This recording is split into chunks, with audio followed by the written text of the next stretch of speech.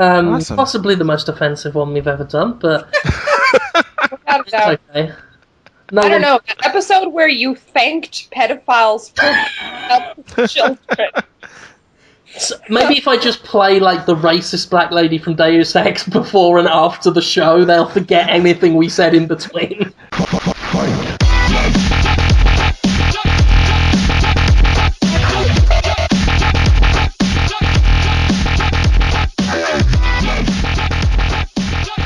I'm eating beefaroni. I'm eating lasagna.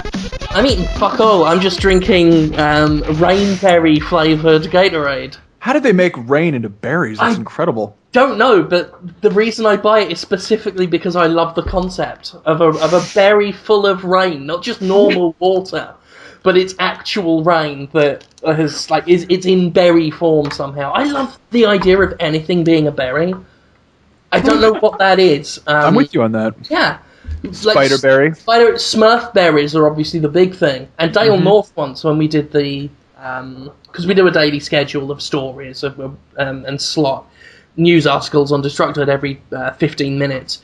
And once he did a story about Smurf berries, so every story had a berry type attached to it. So we turned that stories into berries. I remember that day. Yeah, it was fantastic. So, we had Heavy Rainberry and, Computer Berry and PS3 Berry. And I don't know why, I love the idea of everything. If I had if I was in fucking charge of this country, everything would be represented by berries, and berries would be money instead of dollars. Oh, that'd be cool. Wouldn't it be great? I will give you some... blackberries can be $50, and those little red berries that only birds can eat, and your mum tells you can't eat them because they're poisonous, they can be pennies. And the yellow ones of those, because they're rarer, they can be a full dollar. $5 would be elderberries. $10. I don't know any other berries. Gooseberries. What's interesting about stuff it's Gatorade flavors is pretty much any Gatorade flavor. Tell me a Gatorade flavor. Fierce grape. Okay, Fierce grape. That could also be a body wash. Any Gatorade flavor can also be a cosmetic product. I swear to God, it's incredible. Yeah. Oh no, the blackberry would be 20 because strawberries, otherwise known as the king of all berries, they are 50. I was just thinking about another Gatorade flavour, which is rain. This was amazing. I think I may have mentioned it before on the show. Rain strawberry kiwi. They just threw rain in there. That doesn't make any sense. Just to make you think of being quenched. What'd be good would be Typhoon elderberry. Oh, fantastic. It just sounds like a Mega Man X boss. It's crazy. Or earthquake grape, right? West Coast or wherever it was that earthquake happened today, Saturday. Global warming pomegranate. What a stupid name for a fruit. Tsunami pea. You wouldn't want to drink. I was thinking of peas as in what you eat, and then I realised that I might have just been talking about a torrent of piss. Don't get torrent of piss flavour Gatorade, by the way. It is shit. Otherwise known as lemon lime. Lemon lime actually is horrible. That's where the joke comes in there. Looks like piss, tastes like piss.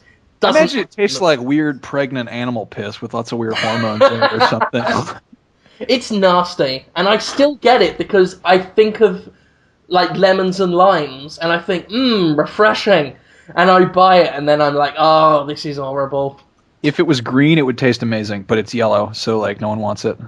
If it was rain lime and rain lemon, then that would be great because lemonberry. I want Gatorade to make a Rain Man flavored drink. Just a picture of. Oh dear! Picture of an autistic man on it. God. Welcome, by the way, ladies and gentlemen, to Podtoid number 164. I'm your host, Jim Sterling, and I'm joined as always by Max Berry. Hello. And Tara Berry. Hello. Tara Berry. Oh, I've imagined this big bush. And and then you've pulled your jeans up, and then I'm imagining another bush in the garden. That was a great joke. That's going on my little chalkboard. I actually mimed writing on a chalkboard there. No one can see that. I did it anyway. Anyway, I was imagining this big bush, the big green bush in the garden, with little Tara-long faces on it, little berries with a little stalk coming out of the head. That sounds adorable. That would be fantastic. I would hug that bush. Oh. And I would then put it on the back of a truck and drive. No, stop right there. I would drive around laughing and then crash into a skull. Why do you hate me? That's hey, look, I'm just expressing myself. Don't hate. Ladies and gentlemen, I've done that. Expression.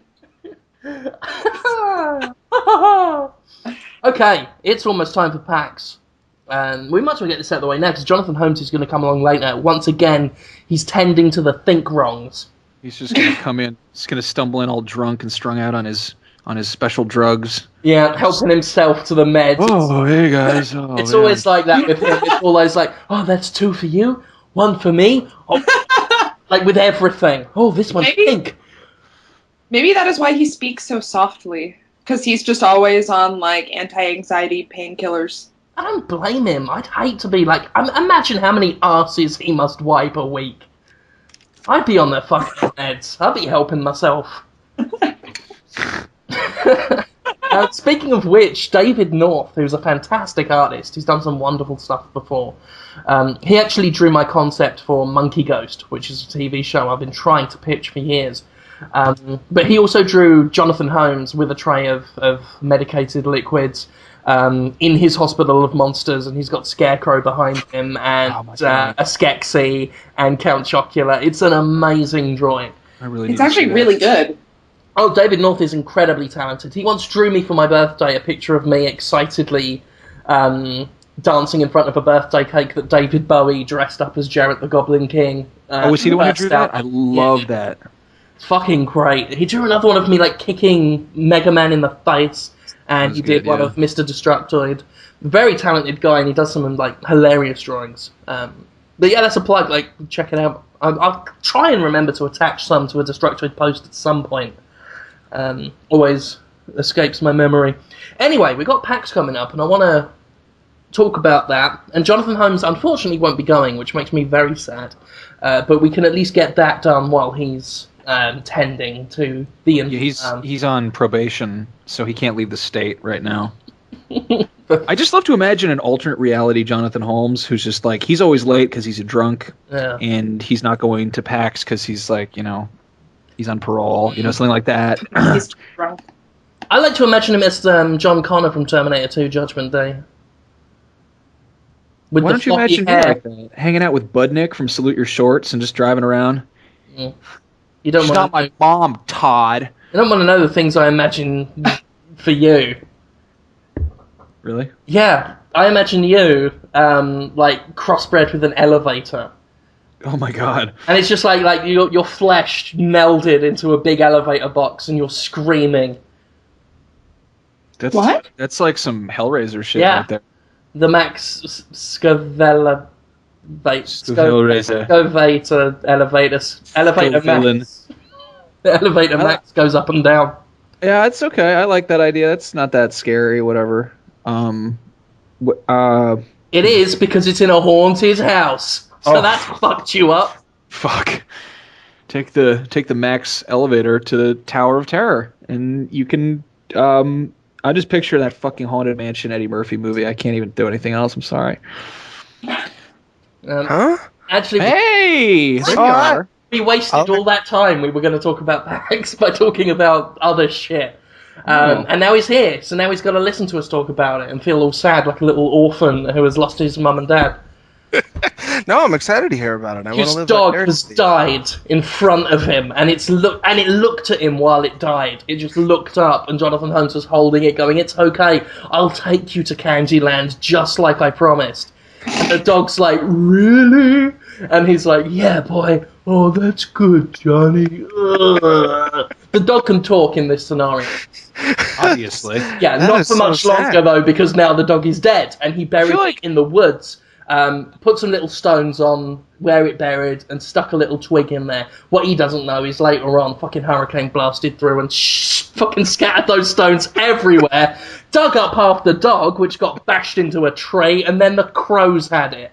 So, that is a sad story for Jonathan. Everybody's sad now. Wow. Hey, whenever they show like a sad movie with a dog, I just always imagine that dog can talk, and it's not so sad anymore. You just imagine the dog sounding like this. Like in what is it? In I Am Legend, when Will Smith has to kill his dog, and it's like his only friend besides the mannequin and the vampires. Why does he have to kill his dog? Because his dog gets bit by evil bad dogs or something. So it's like turning into a vampire dog. Really? That sounds good. Don't you watch movies, Holmes? It's not. It's okay. It's Will Smith. I like Will Smith. He's got divorced. Fuck. From I know. I read that. That's really. They were swingers. Like what? I don't know what. Wait, really? What could possibly? Yeah. What could possibly? They were like swinger Scientologists. What could possibly go wrong? Like.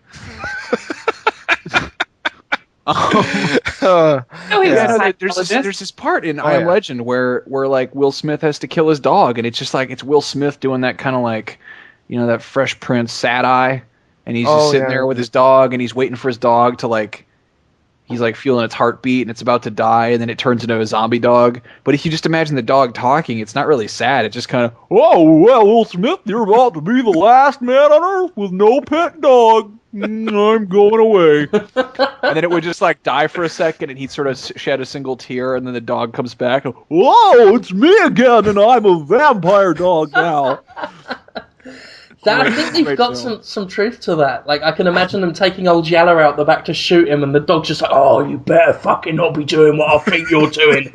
You fucking cunt. You put that fucking gun in my face, son, and I'll fucking bite your balls off, you cunt. And then, you're right, it isn't so sad anymore. Yeah, that feels good. It's like, is that Rango movie sad? Because they all talk in that, and they wear little hats, right? Nah, that's a comedy, that film. Oh, yeah? Meanwhile, told me it was dark. If you take the incredible journey, Homeward Bound, and imagine that none of the animals can talk, you've basically got an art film about animals running around doing nothing. Oh, yeah, that sounds good. Maybe like that fucking penguin one. Not the one with Jim Carrey. Fuck that. What was it, March of the Penguins? Yes. I like to imagine that the Jim Carrey one is a sequel to that. That was Robin Williams, though.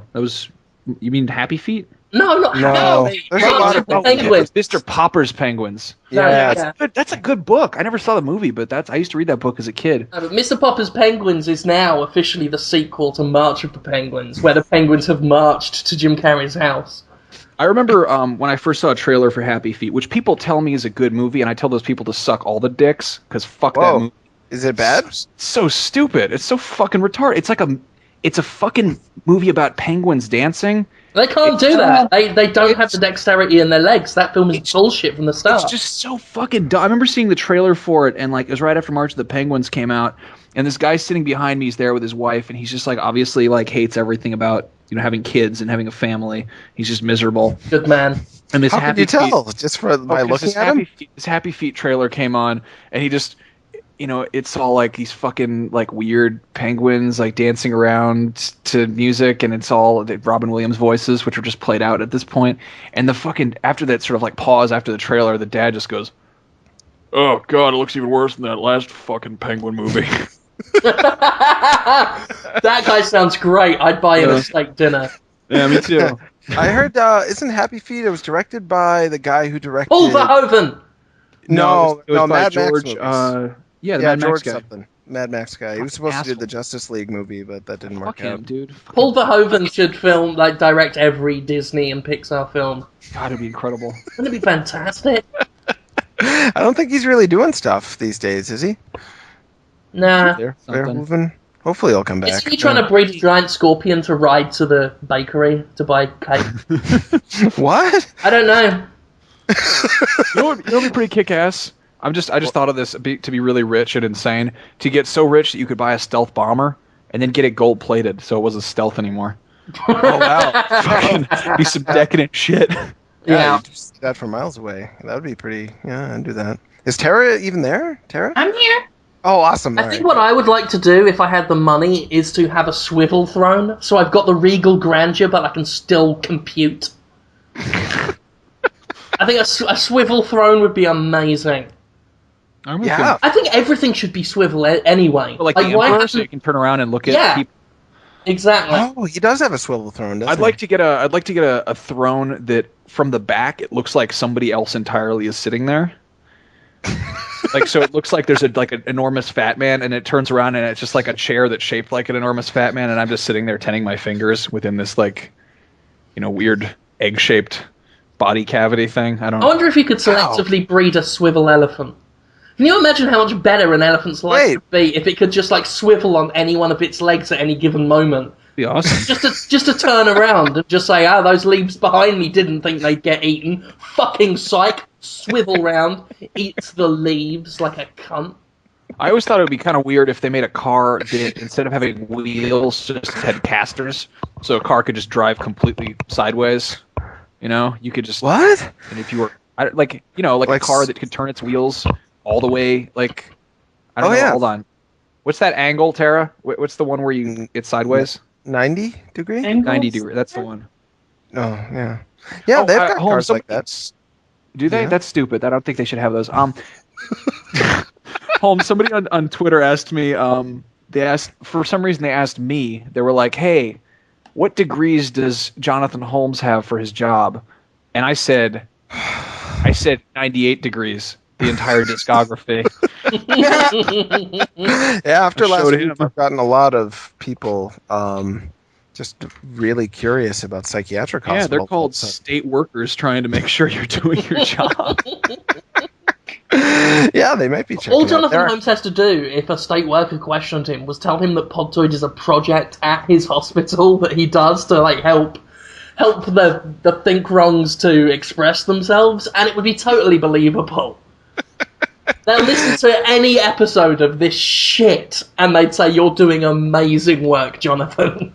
Oh, yeah, that's Are you insulting yourself? I'm confused. Well, I'm just saying that the Podtoid itself is a load of gibberish. But speaking of cars, Max Scoville mentioned cars, and then he mentioned mental people. Okay. This blends well into something I saw this weekend, which was an ice cream van, a lovely little ice cream truck, give ice cream to all the kids, converted from a short bus for school. Oh. Now that looks wrong, doesn't it? I'm not alone in thinking that someone who was fired from driving the short bus for unknown reasons has gone straight into the secondary pedophile job of ice cream man.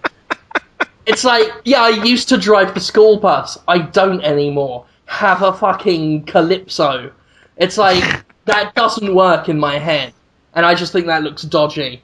It's the dream machine.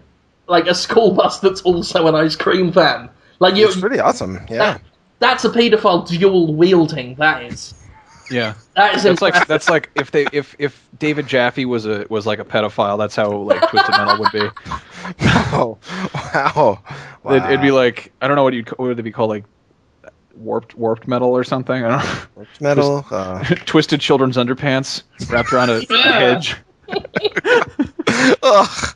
Oh, yucky. God, we're terrible people. Oh dear, pedophilia is pretty funny though. I have a funny story about a bus driver. Tell us the story. I want to hear. In my high school, we had this bus driver named Roy, who was the angriest looking man I've ever seen in my life. He had he had like a super steep widow's peak and like kind of bristly, like really curly gray hair. And he had a constant, like, really obvious scowl on, and he had a hunchback, and he had Michael Keaton eyebrows, except like turned up to 11. So they sort of started, bunched up above the bridge of his nose, and then they just went up at like a complete like an angle, like some kind of weird fish, just like a spike of just eyebrows of just rage. And we used to fuck with him all the time. Like he was the bus driver to be mean to. Like people were just mean to him. And we used to do this thing where kids do that thing where the two people sit in the exact back of the bus, like over the wheel wells, so the rear wheels. And when the bus is backing up, the two kids they bang on the side of the bus at the same time, so it sounds like the bus driver hit something. We did that all the time. We did a different thing though, where we used to just slap the top of the seats as hard as we could. and it would make the loudest, most resounding like crack, like a whip crack. And we just would watch in the rearview mirror because his eyebrows would just shoot up, and he would just look at the mirror, and you could actually sometimes hear him growl. He'd be like, "Arr!" I had him as a bus driver for a year, and then he was like, fuck this, I'm going to go and drive the short bus. So he went and drove the short bus instead of driving our bus of fucking teenagers. Did he then paint it up and write Mr. Whippy on it? See, I just imagine like an ice cream truck that's run by like retarded people, and I just like, and it's basic. Okay, I'm just gonna quote the Goonies: "Rocky Road, like chocolate." And is that offensive? I don't know if that's offensive, but you know, no, it's a who gives a fuck? It's pretty. I think it's a valid observation, really. But I remember there's that. There's like a Law and Order episode where a couple of like retarded kids, like a retarded girl turns up pregnant, and they're like, "Oh, it's her retarded boyfriend. He's the one who knocked her up." And then they run away together, and they're like, "Oh no, these two retards, they're gonna have a retard baby together," and they've run away. They don't know how the retards ran away, but they did. And they're like, they like find where they're living, and they go to this grocery store, and they ask the guy like, "Have you seen a couple of special kids?" And he's like, "Yeah, they came in and they bought like 30 packages of diapers, like just like a giant mountain of diapers." And then they get the retard boyfriend, and they're like, "Yeah, do you know where the baby come from?" And he's like, "We were holding hands." I thought it was cute. Yeah, it turns out. So how old are the kids in this? They're like you know, retarded people. They're like, you know, like 23 or something. It's like you never know what their age is. So people care that people are having. I'm confused by this. I mean, the thing is, the episode starts out, and they're like Mariska Hargitay, the most beautiful woman alive, who I feel guilty fantasizing about because she'd yell at me. She's all like, you know, she's at her job, and fucking this lady's like, "Oh, my daughter was raped. My daughter was raped." And she's like, "Well, how old's your daughter, ma'am?" And she's like, She's 25, or she's like my daughter's pregnant, or she's like complaining about she's pregnant, and she's like, "That's okay, that's her right to be pregnant. She's 25, she can make these decisions for her own." And then the daughter turns her head, and she has Down syndrome, and you're like, "What?" And it turns out it was the retarded girl's manager at the grocery store who was like having sex with her and telling her that it was exercises. False. Unbelievable. Nobody would tap a downer. Yeah, what the fuck are you talking about? Story of somebody you know? No, God, no, Tara. Pay attention. It's all about television because that is on topic. It's called fantasy, Tara. I don't fantasize about being a store manager, fucking tards. Sorry. That's terrible. So did they... What's going on? We can't rule out that with March of the Penguins... They just lazily took footage from Law and Order of them two running away and just painted it black and white. Okay, I'm gonna stick up for retarded people. It's just because you said, like, how the retards run away, and I said, well, it probably looked like March of the Penguins. They don't look like March of the Penguins. Is that you sticking up for retarded people? Yes. I've been giving retarded people a hard time. Holmes, don't even bother. Don't try. I'm not trying to make fun of retarded people. I think they're great. I wish more people were like actually retarded instead of just Me too! Yeah. I wish they were everywhere! I would be so happy! Dude, like, seriously, like... Little Oswald Cobblepot's everywhere! What? Cups? Do you make up a new word What's for he doing? retarded feet or something? God, I think Sterling turned evil. No, he's just full evil. With delight. It's good. I mean, I mean well, and my road to hell is definitely paved with good intentions, but I think he just went full evil. It's like that part in Revenge of the Sith when like Palpatine fights Yoda, and he's just I have no idea what you're talking about. Oh, me? Evil? I think not, boy. Well, I had a great time with a retarded person today. Definitely the highlight of my day. I did. What did you tell her to sucker her into that? Fucking Christ. No, she's and just is she going to be running away with her retard boyfriend? her boyfriend just broke up with her, and she's bummed. I feel really bad for her. Get ready to change the tone. I bet she was bummed by the time you finished. Oh, you rascal! That's not what I'm talking about. There's no. Oh my god! Oh my god! He loves it. He feels great. I bet it's touching. I feel like one of Scott's hyenas. It feels great. It's touching. Can you stop saying these words? Yeah. Okay. All right. So there's no sexual content to the story. Yeah. No. She was bummed, and it feels great. It was also touching. She's a neat person. I like her a lot. She's great. Well, I'm Tell me not about her. her to tidy up when she's done.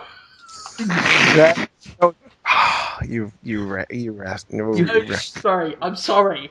It's okay. It's okay. Please tell us this story because I can't wait to hear what you say next. I'm walking into it. I can't do it. I'm walk into it. All right. So a little backstory about her. She rides a moped. Mm-hmm. She calls it a Zuma. Okay. She's got payments on her Zuma. She's stressing because she's in the hospital. And you came up with a way to help her make some money to pay for the Zuma.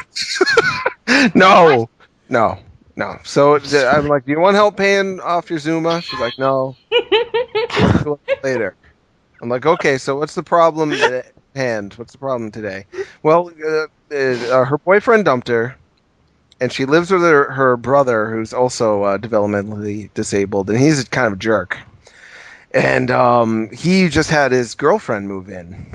And I'm like, what's his girlfriend like? What's she like? She's like, she's fat.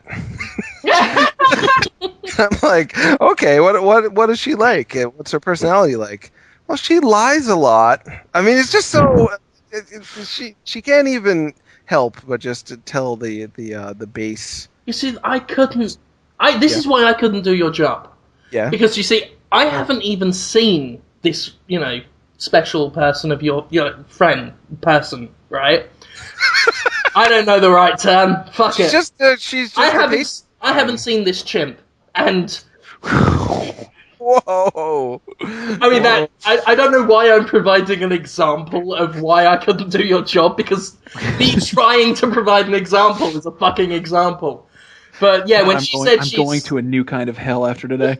If I was in your position, Jonathan, and she'd have said the girlfriend of her brother was fat, the first thing that hit me in my mind was, you've no right to talk. And that's why I couldn't do your job. Well, I mean, she wasn't saying anything mean about her that she's fat. She was just saying... She said she's fat, and I'm just saying... Yeah. I don't even know what she looks like, but I'm guessing it would have been right. Well, not right, but it would have been somewhat correct for me to have said you're in no position to judge. Well, she wasn't judging. That's the whole thing. That's why it's an adorable story, because she's like... She wasn't trying to badmouth her. She just, like, doesn't know what else to say. She's like, I'm adorable. Huh? Adorable. Yeah, she's a lovable little lady. Is she prettier than me? No, she is not prettier than you. You are prettier, in my opinion. That's all I need to know. Well, you're a pretty good-looking guy, Jim. Damn right I am. I'm like Dolph Lundgren. Have you guys seen this is sort of on the topic of retarded things. Have you guys seen the oh my god, it's Big Trouble, Showdown in Little Tokyo. Showdown Little Tokyo. Showdown Little Tokyo. That's Dolph Lundgren and Brandon Lee. Brandon Lee, yeah. And it's got the most incredibly fucking awful, awesome sex scene between Dolph Lundgren and Tia Carrera. Whoa. It's so fucking great. Like, there's this whole part where he's like, you have to, and he's the whole time he's doing this like rather good American accent, but it would actually be a better movie if he just sounded, like a Swedish murder machine. So he goes, he's like, oh, there's bad guys out to get you. Here, take this shotgun and wait for me. And she's like, how do I, like, what do I do? And he's like, shoot at anything that moves. And she's like, how do I not shoot you? And he's like, you won't hear me coming. And then they have sex later, and she goes, that time I heard you coming. Whoa! They're like fucking a hot tub. You see her boobs. It's pretty great. It's like an awesome movie, but it's like one of those. It's like Tango and Cash, but like without all the serious shit. That's not the one with cyborgs, is it? No, man, that's probably Cyborg or something. No, there's one with Cyborg is Dolph Patrick Lundgren. Swayze. Cyborg is Jean-Claude Van Damme. I watched. Why did I think it was Patrick Swayze? Tell me I don't that. know. I think that you kind of encode sinewy, kind of gaunt-cheeked men that Patrick don't Swayze has smile. been in Dirty Dancers. You think and- of Roadhouse? Roadhouse. You think of Roadhouse with and the The cyborgs? Ghost. He's been in The Ghost. The Ghost and Dirty Dancers. And I've not seen either of those. I know nothing of Patrick He Swayze. was in Roadhouse, where That's it all right. was just about fighting. No, that was guys at a Jeff bar. Bridges. No, Jeff that was- Bridges was in Roadhouse. You're thinking of Starman, Starman. which is not to be confused with. No, Starman was Mark Hamill and Han Solo. Wait, Holmes, get back to your story about the retard. You know it's a bad Podtoid when Tara's using that as an appeal for calm. I wanted to say that to add to my earlier statement that I wish more people were retarded because, as you were saying, Holmes, they are very honest and like straightforward, and I haven't really ever met any like mean retards. Hold on a second. I sure have. Are they? Yeah. What are In mean this whole retards? conversation, I have been nothing but honest and straightforward, and I'm going to hell. No, you're not. You're great. According to you Max, said- I am. you know. According to Max, I am just because I was honest and straightforward Hey, man, and expressed myself. I'll be with you. I mean, there's. No. What? What's going on? I don't Jim- know. All Jim did was don't- discuss his own. Shit, Jim, you don't drive a Zuma. Yeah, all you did was describe I bought myself a ticket on the Zuma to hell. your technique with people doesn't involve all that much subtlety. Is that fair enough to say, Jim? That's true. I That's don't all know. you said. Yeah, I mean there is some subtlety in talking to someone who has cognitive limitations, as they would say. No, And well, maybe- they wouldn't be able to say that. Well, you never know. There's some pretty. They'd say they've got a boo boo in their brain. no. There's a lot Look, of at least I didn't do the voice. No, there's a lot of people with mental retardation that you wouldn't think are mentally retarded at all, but they're retarded. Some of them might be in this podcast right now. They might be. I've talked to mentally retarded people whom seem less retarded than Submit. Or submit. we do. Poor Submit is right. Yeah. Do you want to talk about pack stuff? What are you guys excited about? I don't know. It's too late now. Oh, come on. It gets to a point where I think, well, it's too late now. Might as well carry on. Might as well just keep down the same path until I'm cackling like Ed from the Lion Kings. Ed? Which one's one that? was Ed? The laughing hyena who only laughs. Is that? Oh, so not Cheech, not Whoopi Goldberg, but the other one. The other one. The other one who no one knows who it is. Probably not Jim, someone. are you been on a Disney movie kick? I have not, actually, funnily enough. You've talked about Aladdin on like 3 different occasions, a lot recently, and I don't mind it, but I'm just curious because I want to watch Disney movies with you. I watched Aladdin recently, and we tried to find The Lion King on Blu-ray recently, because we still buy movies like idiots. We couldn't find it. Did get the RoboCop trilogy though, so yes. I'm quids in. Hadn't watched RoboCop in years. What? Ever since I was a kid. Like, the last time I watched RoboCop, I was a kid. And I remembered almost everything. And somehow, like, this... I don't know if this speaks about, like, what is so wrong with my brain, in that it is so easy for me to forget the bit where the gangster melts in the toxic waste. Oh, it's that's so my great. favorite part. And fucking One of my Clarence favorite parts. Boddicker hits him, and he just goes, "The fuck was that?" Yeah. Like, that's Or, the... he goes, "Jesus Christ!" Like, he That's doesn't the even only bit stop I to... forgot, though. I'm like, was it so banal in my mind that over the years I somehow managed to take that as forgettable? Like, that's not right. I should be remembering. I should be awake at night with that. It's probably true. It's great to see again, especially as the guy looks a bit like Neil Patrick Harris. Which guy? The guy who ends up driving into the sludge Oh, yeah? and starts Like, melting. All of those guys I ended think up on 24 at one point, Am which I is thinking weird. of is the melting guy? Is he the one who's like, he has like the beard, or are you talking about? I forget how it ends because I usually am drinking when I watch RoboCop, and I've seen it. It's like The ending. Tara hasn't seen fucking RoboCop, and Oh, no. fucking RoboCop. I missed a lot of '90s action movies. I don't Well, that give a wasn't fuck, really your Tara. thing. It's the Okay, best of all time. No, I don't really know if any of us have bringing a laptop capable of showing video. I know I've just got a netbook for writing, but we need a fucking RoboCop night at PAX. Why don't we do I've got a that? laptop. I have it on DVD. I could bring it. Boom. Fucking boom. Sonic boom. And I like RoboCop 2 and 3. I don't know about you RoboCop guys. is incredible. It's like I don't think it's my favorite movie, but I think I will bow to say that it's basically the best movie of all time. Like if I was stuck on an island, I would bring RoboCop. It isn't. It's held up amazingly well. Like as I said, I remembered all the scenes, but my mind applied the cheese filter as one must when they think back on 80s films, and I thought that film was hilarious. It's probably shit again if I watch it now. I guess thanks to the satire and the fact that the satire is still very relevant today, the film really fucking holds up. Like, it's incredible. The comedy moments are genuinely funny, and there is some unintentional humor that's to be expected, but just, it's still really good to watch, and I watched it last night. Quotable. My wife watched it for the first time last night and was actually impressed. So when RoboCop night at PAX, that could be like our Podtoid movie thing voiceover. Oh yeah, awesome. People are gonna want to hear that. So I have a very RoboCop's also very close to my heart, in a certain way, my robot heart. When I did that, my first internship that was going to be the IGN show. There was this the day that it got canceled. Got all caught all in the office, and they were like, "Yep, you're all getting laid off, and your internship's over, and the show's not ever going to happen." And that was really heartbreaking. And we were all really upset, and so we all go back to the office area that we had, and it was just me and my coworkers, and all we were doing was just going on YouTube and playing RoboCop clips, sound bites. Bitches leave. I'd buy that for $1.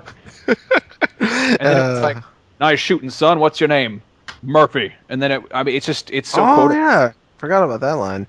I always remember when RoboCop just gets activated and the African American gentleman gets really close to him and goes, "Go Robo."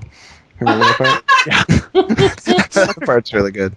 Yeah, that's up there. I want to make a compilation of just kind of bafflingly, I don't even know if they count as stereotypical or racist, but stuff that weird token black characters say in 80s movies, in Maximum Overdrive when all the arcade machines try and kill or they start going haywire, and the black guy's stealing all the cigarettes and coins from the arcade games and getting all the free sodas from the soda machine, and then he sees this one arcade machine and it's showing all these graphics, and he goes up to it and he just goes, "Yo mama," and then he gets electric.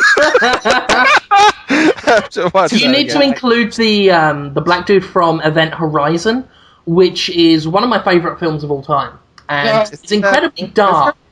There's no humour in it, except for the black guy who seems totally out of place, and he's doing this, "Oh, motherfucker!" Ah! And it's there's no place for that in that film. The film is a horrific. Yeah, I believe it's so dark, a lot of people consider it part of the Hellraiser mythos. And isn't Lawrence Fishburne in that, though? Lawrence Fishburne is in it. Sean Pertwee is in it, which is another reason why it's the best film ever made. Who's that? Sean Pertwee, fucking great actor. He's I don't know. My favourite actor. He's done a lot of video game work because his voice is just amazing. He's got this amazing voice. He was... have you ever played Primal on the PS2? I think so, yeah. He's in Killzone and Killzone 2. He's done all sorts of different voice acting things. He was in that Mutant Chronicles film. My favorite voice actor, period, is Keith David. Yeah. He's got the best voice. People who are all hyped up on Morgan Freeman. I mean, I love Morgan Freeman's voice, but they can just go to hell and suck a dick because Keith David has the coolest voice in existence. Well, I just love Keith David. Period. He's great. He did the voice of Spawn and Goliath and Gargoyles, and he was Anderson in Mass Effect, and it's just the list goes on. He got Jennifer Connelly to blow him for coke in Requiem for a Dream. Oh, really? He beat the shit out of Roddy Piper, and That I've seen. Yeah, he's in The Thing. He's great in that. John Carpenter's Thing. Yep, he was so cool. He's just he might even just be my favorite actor. I don't know. That's crazy. He's pretty awesome. Brian Dennehy. Don't mess with Dennehy though. He's pretty awesome too. Dennehy scares the shit out of me, actually. Yeah, he's effective. He's like an evil. He's like an like an evil Wilford Brimley sort of. Yeah, I'll buy that. He's like the bad grandpa. So did you guys talk about the games you played already? No, we had done.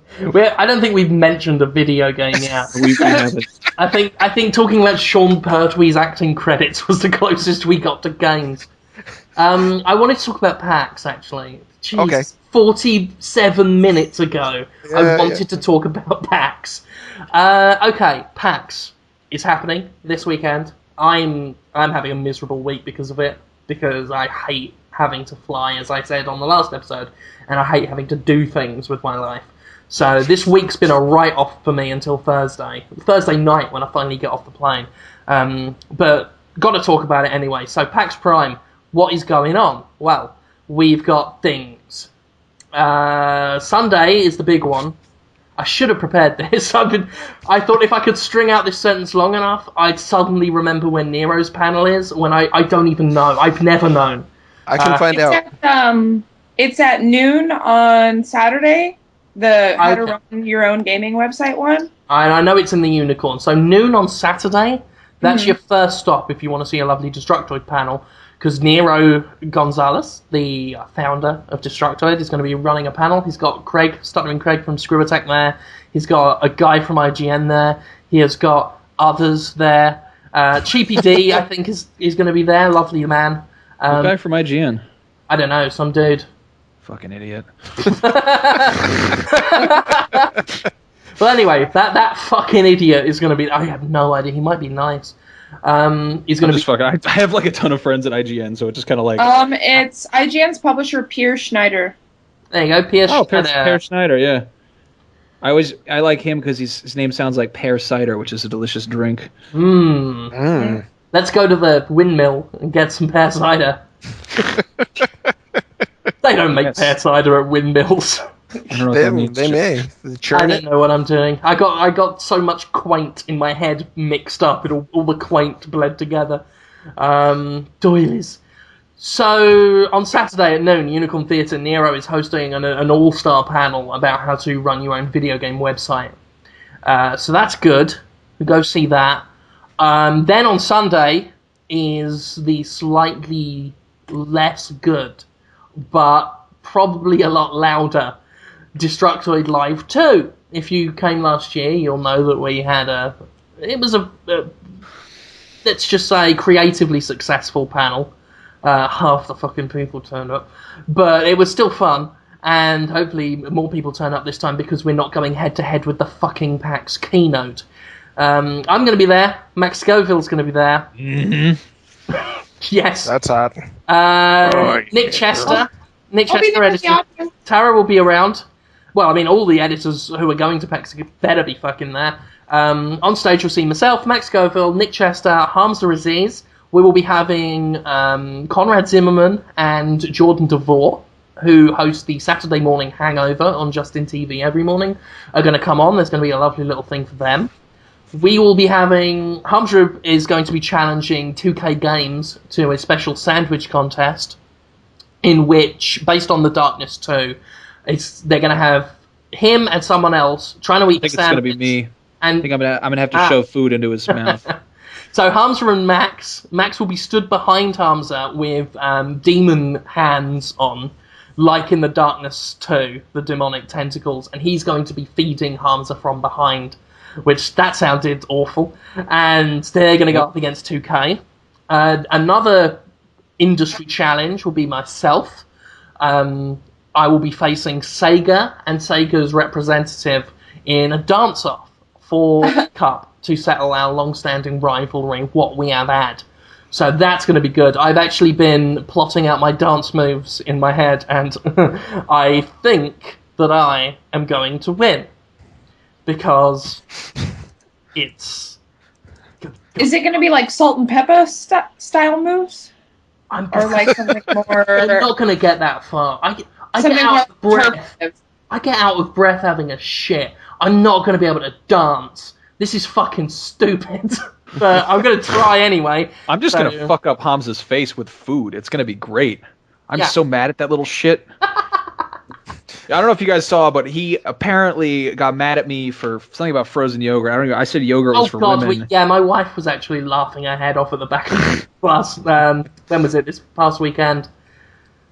Yeah, I was saying that yogurt is for women, and Hamza was like, "Have you ever had frozen yogurt?" And I was like, I eat ice cream, pussy. Like, what do you want?" And he's like, "You haven't had good froyo." And I was like, "Stop calling it froyo." And then all these people started tweeting at me just the word froyo. And I'm like, I don't care if it's I've had it, it's good, whatever, that's fine, but frozen yogurt is for girls. Like, Tara, is frozen yogurt for girls? No. Yeah, it is. No. You're a girl. You like frozen yogurt? It's definitely not. I've had it with definitely boyfriends. is. No, I'm just saying, have you ever seen oh, you've had it with boys, with boyfriends? Were you going to say boyfriends? Yeah. Was it after, like, you went to dinner with them and they were like, "Oh, let's go get frozen yogurt"? No. Guess what? I've been shopping for women's underwear with women. That doesn't mean I want it. It doesn't mean it's for me. It's because I want to sleep with them. It's why guys. It doesn't mean it's for you, but it is. When's the last time I went and got frozen yogurt with just me and my bros? Frozen yogurt is delicious. There's no way around that. I'm not saying it's not delicious. So are fucking appleteenies. They're for girls. I fucking had frozen yogurt, for shit's sake. Jesus. I'm just saying, it's like calling it frozen yogurt is some bullshit. It sounds stupid. I don't like the way it sounds. And it's a girl food. Yogurt in general, just because girls they're like, "Oh, it's got live and active cultures. It's got like fiber activating something." It helps poop. Yeah, it helps you poop, So it's like, you lose weight because you're pooping. How do you like the taste of yogurt, though? I mean, how's it taste? Oh, it tastes fine. I like it. I don't mind it. But like, it's... You gotta put the toppings on. Then you should just eat it. You should eat it.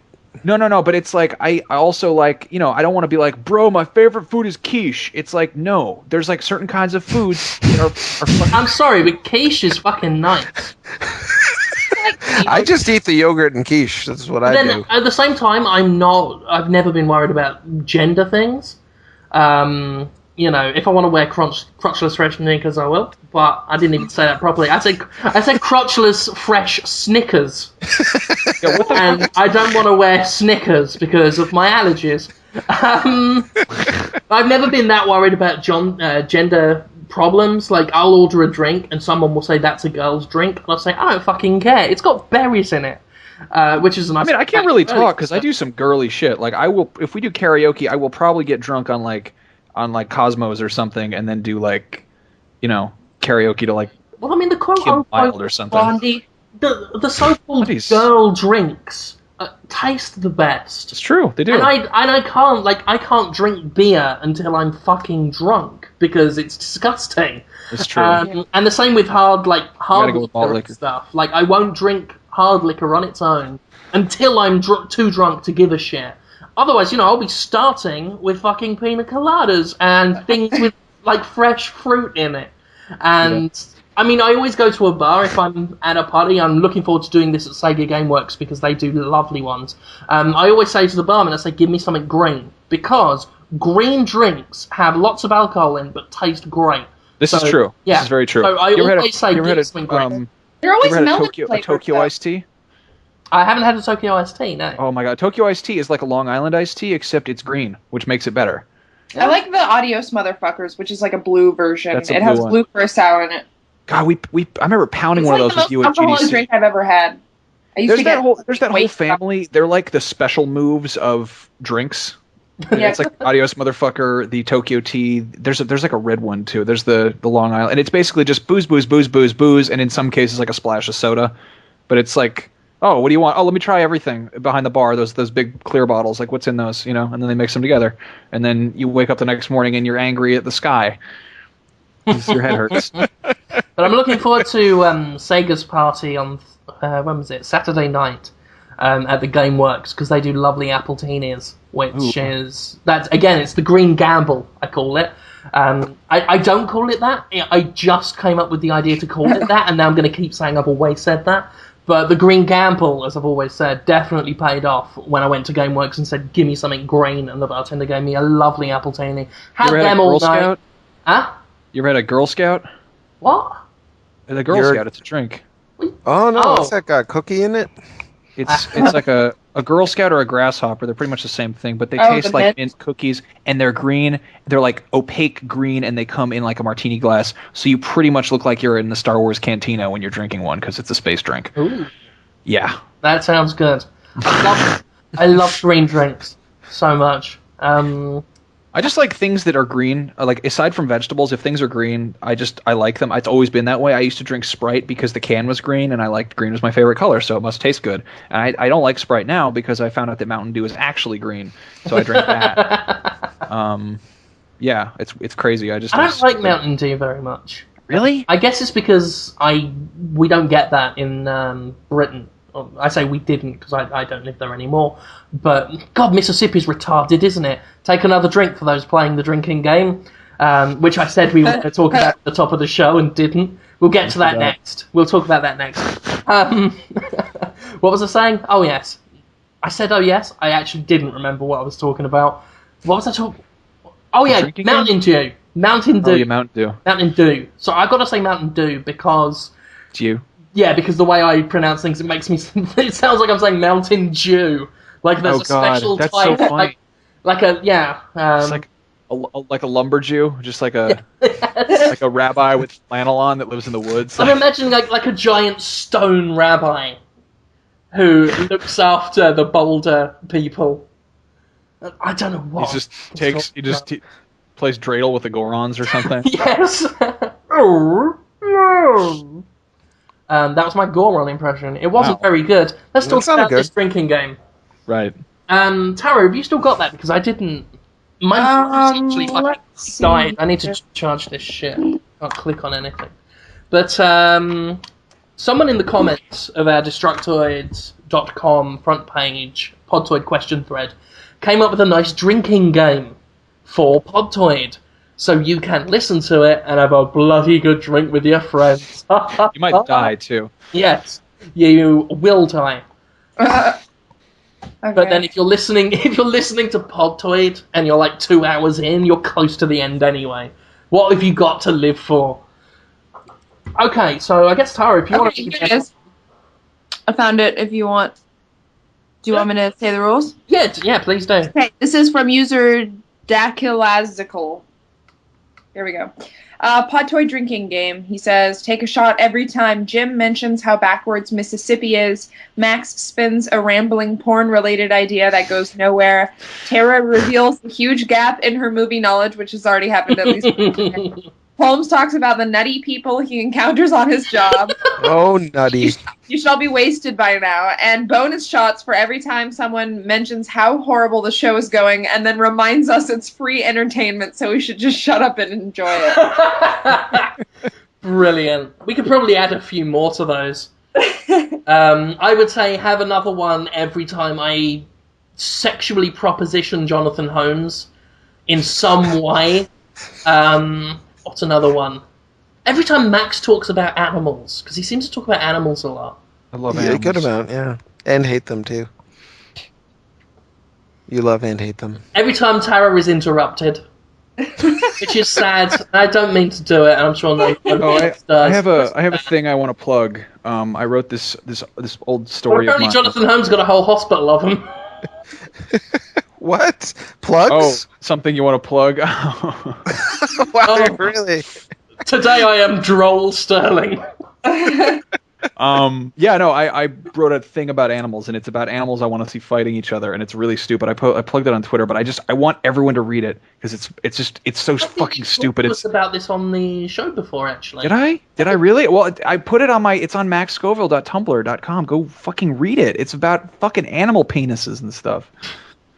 It's really fucked up. Well, that's a good plug. So yeah. Did you guys see the comment of the guy who posted a link to the dude who screams really loudly during ejaculation? No. Has anybody read the comments yet on the Podtoid post? What? I thought I read that. There's a man... So people in the comments have been taking now to posting really weird porn. Oh, that great. They think we might be interested in. Some guy, I think maybe in the first few comments, posted a link to this dude who... I can't even explain it. You guys have to watch it. It's a dude who, screams really loudly while having sex with a chick as he's ejaculating. Me and my friend... Wow. I can't describe it. Me and my friend from college would pretend to ejaculate for each other.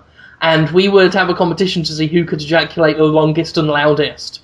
To the point where we were screaming. And we do this in the middle of class when people were trying to learn. And they were trying to, like, rehearse their fucking... Because it was, like, fucking drama bullshit. And they'd be rehearsing something, and they'd just hear in the corner one of us just... Can't feel my legs! Like, pants around our ankles, just falling on the floor. And that's a game I've carried on with my wife. We just will, like, someone hot will appear on TV and just... It's actually fun to pretend that you're, like, having a nightmare while ejaculating. One of my favorite things to do is I like to give advice and, like, sex and dating and stuff, and I like to give valid advice and then follow it with really bad advice.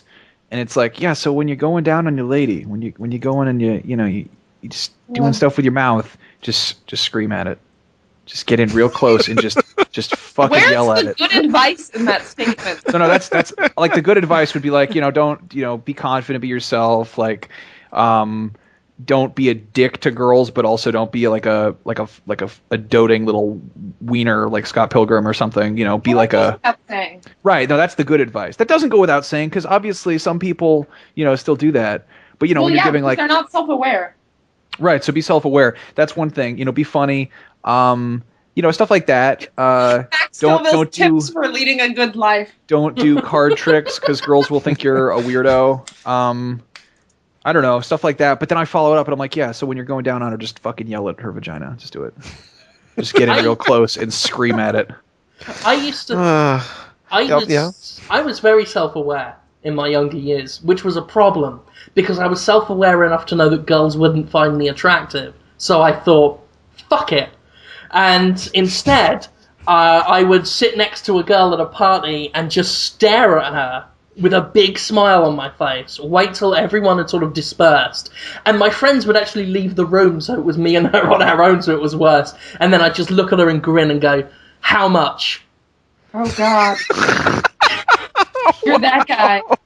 I'd given up. Wow. I was like, what's the point? So I'd do stuff like that. I also said nice shoes, wanna fuck to someone, which is an old one, I think. But it's always got a laugh. Girls would find it charming, I've decided. Did they know? I'm the funny guy. I just like... I love just making fun of girls. Like, not being mean to them, but just making fun of them, because it's really funny. I mean, I do it to Tara. Like, you put on makeup and stuff, and, put pretty dress. You're actually too much of a tomboy. I can't hear the laughter anymore, Max. What? I said I can't hear the laughter anymore. Wow. That was that was deep comment. Yeah, that's... Yeah, like, made me think before I laughed. Yeah. But... I just ruined Podtoid, didn't I? You've become the Raven. Fuck off, it's free entertainment. Yeah, no, I don't know. It's funny to just tease girls for doing stuff, like if you understand the things that they like. Been reading the game lately, Max? What? I said been reading the game lately.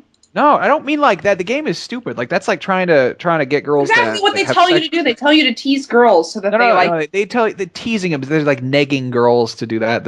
I'm not talking about that. I'm talking about making fun of them.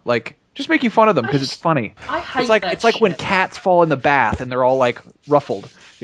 There's absolutely no fucking game or tactic when it comes to attracting a woman. What you do is you stand next to a woman, you wait for a 3-year-old to walk past, point to it, say, would you tap that? If she laughs, she's a keeper. That's Jim's fucking guide to keeping a woman. And it's worked. So there. Yeah, you're doing it. You got one. I'm a family man. And it's amazing. And that's how you do it with paedophile jokes. So video games are going to be talked about. We got really philosophical. Sorry, I couldn't even finish that sentence. Yes, sorry, Mass Effect. Yeah, I started playing Mass Effect because I'm supposed to be checking out I think I'm interviewing Jennifer Hale. She's cool, actually. We talked to her at the VGAs last year. See, what's really funny is one of her former roles was Jessie Bannon on The Real Adventures of Johnny Quest, And here's a weird little fun fact: a voice actress who did Jessie for the first few episodes, or like the first season, was my dad's ex-wife, whose name was Jessie Douglas, who is on IMDb as that role. It's very, very creepy. I don't know, very strange. But yeah, so I don't know. Maybe she knows, my dad's ex-wife. Bizarre. But yeah, so Mass Effect is I really like it. It's like the smart shit about Star Trek crossed with the fun shit that I care about of Star Wars and it's, I don't know, it's a great universe, and I love the art direction, and I like that it's basically like the Breakfast Club in space, and everyone's got all these fucking emotional problems, and you can also try and have sex with them. It's great. It's fun. Wow. The gameplay. I was talking about this with Jim, and the gameplay I don't think is that great, but everything else is that I am willing to overlook it. Huh. Which is weird. That was always my problem with Mass Effect, is as much as I dug the universe, I couldn't look past the gameplay. I tried multiple times on multiple formats, 360 and PC, but I can't get over the gameplay, the contradictory gameplay as well. I want you to be a slow-paced, methodical, cover-using shooter. I'm going to throw all these fast-moving melee enemies at you. You can go fuck yourself. And I couldn't get over that, and the forced excursions in the rubber bouncy car. It's... I haven't gotten that far yet. Well, did you like it right away, Max, or did you have to grow attached to it? Well, the problem is, I'm playing Mass Effect 2. I haven't played the first one, which I want to check out. I've heard there's a lot of stuff wrong with the first one compared. But, I started playing it because I had to play it for work, and I'm like, I gotta play this. And I actually pretty much rage quit after I set up a character, and in like the tutorial phase, you meet some injured guy, and he's like, I need that med kit for my legs. I need some Metagel. And I'm like, I'll go get it. And then I go get it, and I'm like, I can't read any of the text in this game. It's too small? I have a fucking 25, 27-inch TV, like CRT, and I have to guess a lot of the stuff I'm doing in the game. I figured it out by now, but I didn't know how to change my weapons until 4 hours in. I was just I'm trying to change my ammo type. I'm trying to use disruptor ammo, and it's just it really actually, it's a stupid complaint because I should have an HD TV, but it just kind of bums me out that there's not some kind of standard definition mode, because that shit is just so obsolete. The reason why it's called standard def is it's still pretty standard, people still have that shit. And I did, but before I moved to the US, it was a regular definition television. Widescreen and everything, but it wasn't HD. And Dead Rising was particularly bad. I couldn't read any of that shit. Yeah, and it's just you're not meant to. I had a hard time with LA Noire. Just anything that was required reading, I was just like, I have to guess. I don't know what I'm doing. I was trying to play. Oh God, I was trying to play Magic: The Gathering, the Duel of the Planeswalkers or whatever. I couldn't. Well, aside from the fact that I have no fucking idea how to play Magic: The Gathering, I also couldn't read half the shit in that game. So it sucks. I want to play video games. I don't want to read shit. Give me some stuff that I can just look at and shoot it. But you like Mass Effect, because that's I do like Mass Effect. I like that you can. No, it's also a lot of sexual harassment. I play like a fucking Zap. I play like Zap Brannigan. I'm trying to have sex with everyone on my fucking ship. Everybody. I go down in the crew quarters, and I go up to that mess sergeant who's like, I'm the chef. I'm a grouchy chef. Who's the only one that doesn't have problems in his life, and I'm just like, let's have sex. I just say that to my TV. It's not like an option you can say to him. I'm just trying to have sex with, Garrus. I try to have sex with sex with Miranda. What? So I just got a nice little confirmation for something for PAX Prime. For those who want to know, can I win stuff? Yes, you can.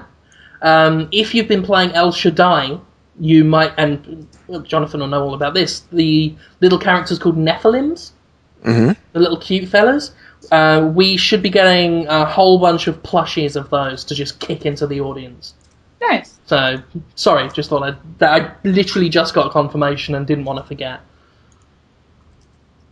Sounds good. Well, that's everything derailed. I want one. Can I get one? Ask Shane. Give me one. Oh yeah. Yeah, Shane's hopefully he's all right with me. I didn't give the game the highest score. You gave it like an 8, didn't you? Yeah, it's lower than a lot of other outlets gave it. I always wonder how they're going to feel when I tell them what I think. Dude, whether they'll be all bummed. You know me, and I've got like a lifetime pass because of Deadly Premonition. That's true. Yeah, every time I see him, he's like, I could kill a man. I could kill a man and phone Ignition up and say, I've done it. And they'd have to take me in and look after me. Shield me from the law. Sorry, Max, did you have anything else to add about Mass Effect? I'm just was saying how I'm trying to have sex with everybody in Mass Effect is what I'm trying to do. That sounds like it would be more fun. Would you like it more if that was the central goal of the game? If it was just no, because so I like to think that I'm misusing the game. Like that's my favorite thing is to play games the way you're not supposed to play them. I'm having a blast right now. I was trying to have like a 3-banger thing going, or trying to get it all with fucking Kelly, who's now just feeding my fish. She basically friend zoned me because I overstepped my boundaries and sexually harassed the shit out of her as a secretary. And then Miranda's mad at me, and then Jack is crazy and has some fucked up issues. But it sucks. I might start the game over again just so I can have sex with everyone. It sucks. Do you really think the second time around you'll be like? I know it's not worth it because I can just go on YouTube and type Mass Effect 2 romance scene and watch them. And it's never satisfying though. You need to feel like you've earned those sex scenes. It's like doing a finishing move. Yeah. It's doing a fatality. Seeing the ending of a game. It's not the same. I can confirm that after multiple playthroughs, you can't do it in Silent Hill in any of them. Have sex with them? Try to bang everything in Silent Hill. No matter how short those nurses' skirts get. Yeah, I try and do that in every game I play. Like I just kind of narrate when I'm playing, and I go up to enemies or NPCs, and I'm just like, hey there, how's it going? Oh, look at me, I have a bazooka. Want to be my want to go out with me on dates? When I'm playing Zelda, I'll like go into a shop and I'll just pick up pots and I'll be like, hey babe, I'm gonna break your shit until you go out on dates with me. Just break all the pots. Oh, I'm stealing your rupees. What are you gonna do? I'm just retarded, so I don't know what I'm doing here. No, anyway, it's more fun that way. It's more fun that way. Great. Like, I think the last time I haven't felt that way about a game since Shenmue 1 came out, where I would just walk around and stare at people's crotches in the game because it had fully controllable camera, and just be a nuisance, just be a public annoyance without ever actually doing anything harmful or crimes. Yeah, right. That was a lot of fun. I like, pretend, like it's that same way that, Jim, you were saying with LA Noire, you kind of have to almost regulate yourself for it to be a challenge. I like to just treat a game like a toy and play pretend with it. Like when a kid takes a stick and is like, oh, this is a sword. Like, maybe I'm playing, I'm playing like, what's it, like Star Wars Dark Forces, and I'm pretending that it's a game about like trying to have sex with all the stormtroopers, and it's not. It really isn't, and you can't play it like that, but I can pretend it. Did you ever play Shenmue 1? Did you play it, Shenmue? I never did. Shenmue? I want you to play it. I want to play. Is that the one at the weird store you can go into and it plays like the funky fucking weird music and. Yeah, sure, that happens. Okay. Tomato, I think. There's Tomato. You're telling us about that. That sounds blissfully strange. And you call your girlfriend who you've known, but she's not. You're not officially dating. You've just known her your whole life, and you pick up the phone and you have to dial the numbers like. No, I think it's a rotary phone. Really? It just takes forever, and you have to dial her number right. You have to look it up first. They make everything. You have to do every last detail of it. They want you to really enjoy. Yeah, exactly. That's why I love it. Speaking of weird stuff, I finally got a chance to play No More Heroes 2, actually. Oh, okay. No More Heroes. I thought it was very... I don't know what I was expecting. It's a lot simpler than I was expecting, I think. No More Heroes 2 is a lot simpler than the first one. Oh, maybe it was the first one. I played Heroes Paradise, the HD thing. Oh, okay. Oh, I saw you playing that with John Carnage, actually. I was playing with John Carnage and MASH Tactics, and we've talked about it so much that I don't know what I was expecting. I was expecting a intense cross-analysis of American pop culture crossed with Japanese eccentricities and Suda51 doing. I don't know what it is. It's a fun game. The motorcycle's fucking retarded, but yeah, I have to review that. I'm actually still trying to play through it, and the overworld parts are way worse on the PlayStation 3 version. Sadly, oh, really? they just broke the collision detection is just broken. You're supposed to be able to. We got stuck in a bush. Exactly. I've been stuck in a tree like 10 times, and you have to run. Motorcycle, like. Yeah, it wasn't like that in the Wii version. They actually programmed it worse for the PS3, which is sad. But I didn't get to finish telling you my Shenmue story. Oh, sorry. Tell the Shenmue story. Okay, it'll be quick. I think you'll like this because you seem to be interested in like Asperger's. A little bit.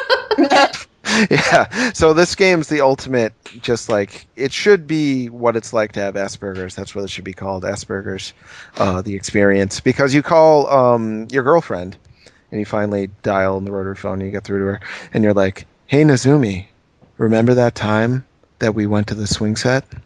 And she's like, "I do remember that time." And you're like, "Well, goodbye." And then you just hang up. And like there's like 20 canned conversations like that, and they're all so funny. Yeah, it's awesome. You have to play it. Sounds pretty cool. I like in games pretending they're real life. Me too. That's a really good way of gauging how a game is. Like, could you imagine? You say it's realistic, but could you imagine how this would go over in real life? I mean, I like Fallout because when you go into someone's store and you jump on their table and you do a bunch of squat thrusts and then you leave garbage on their floor, they're like, "Hey, I got my eye on you. I know what you're doing." You know, they're like, "You're causing some trouble there." You know, whereas in Zelda you can just break pots. It doesn't make any fucking sense. But I imagine that happening in real life, and it's hilarious. So yeah. Yeah. Opinion noted. We agree. Agreement. Speaking of Asperger's. Yes, please. Oh, wait, right? Him? Oh, yeah. Do not, if you have one in your family, be a relatively well-known video game reviewer. It is hell. Because I have one in my family, I'm a relatively well-known video game reviewer, and while they're looking up endlessly for hours Wikipedia pages of minor Sonic the Hedgehog characters, and they spy a quote that you wrote 3 years ago that you don't even remember writing, and then quiz you about it and ask why you said it, you won't know what to do. That sounds pretty tense, yeah. A little bit awkward. That's my Asperger. I'm terrified of people with proper Asperger's, not the ones that just say they've got it just because they're drawn to the bit where it says they're creative. But the people that have got it proper bad, and I've known one or two people like it, and I lock up mentally. I lock up. I guess because it's either be really quiet or be like I am on Podtoid, and I know that one of those options isn't gonna work. So I just I lock up and I wait for their parents to tell them to go away or something. And I sit there silently praying to whatever star child is out there in the universe looking down to save me from this this eldritch madness. I don't know what I said. That's one of the isn't that like Paul Stanley from Kiss? Star Child? Yes it is. I that's where I constantly pray to Paul Stanley to deliver me from the eldritch threat of Asperger's. I wonder how you could give him, because he just wants something. It's a feeling, it's a mood dysregulation, and he's feeling off. And if you can get him what he thinks he wants, or at least a facsimile of it, probably just move on to something else. That's what I've usually done. I don't know. I've always found that showing them any interest opens doors to more things. It's best to just clamor like a stone Mario Tanuki. Just treat them treat them like a Tyrannosaurus Rex and just hold perfectly still. Yeah. And don't be like Jeff Goldblum all running around with road flares. You're just going to get your legs bit off. Well, you don't think that makes them want to get a reaction out of you more? If they're like, he's not reacting to me yet, I better do something else. I better ask something else. Jonathan, I think, it's cute that you think you're an expert on people with mental emotional disorders, but take a few cues from the master. I think I know what I'm doing. Yeah. Absolutely. These are people that I don't know. You know them better than me. I'm just hearing about them. I know everything about all mental illness. Oh. Tara. Do they have a? Sorry, I have a question. Sorry, Tara. I'll get back to you in a second. We're going to talk about mentals for a bit more. I have a question, Holmes. Do they have a proper? Do they have a diagnosis yet for people who think they're vampires but are actually just fucking idiots? They won't probably, because if you give it a diagnosis, then you have to imply that medication or therapy, most likely medication, because that's all diagnoses are for, is to justify to the insurance companies. Can hospitals prescribe blood? That's where I'm going with some this. sort of blood bank that hospitals could access blood at. Sure, we will send people out medically if they need an IV of blood, but yeah, as soon as they start diagnosing it for real, then they have to actually do something about it, and no one wants to actually try to do something. God forbid, give people medication. They're too fun to try to cure. It's nice to know there are these chuds out there being worse than everyone else. Because I've known people who I went to actually like special crazy kid school because I had a lot of anxiety and like depression when I was in like middle school. So I dealt with a lot of fucking crazy. I was like Jonathan Holmes Jr. sort of, except I was kind of crazy too.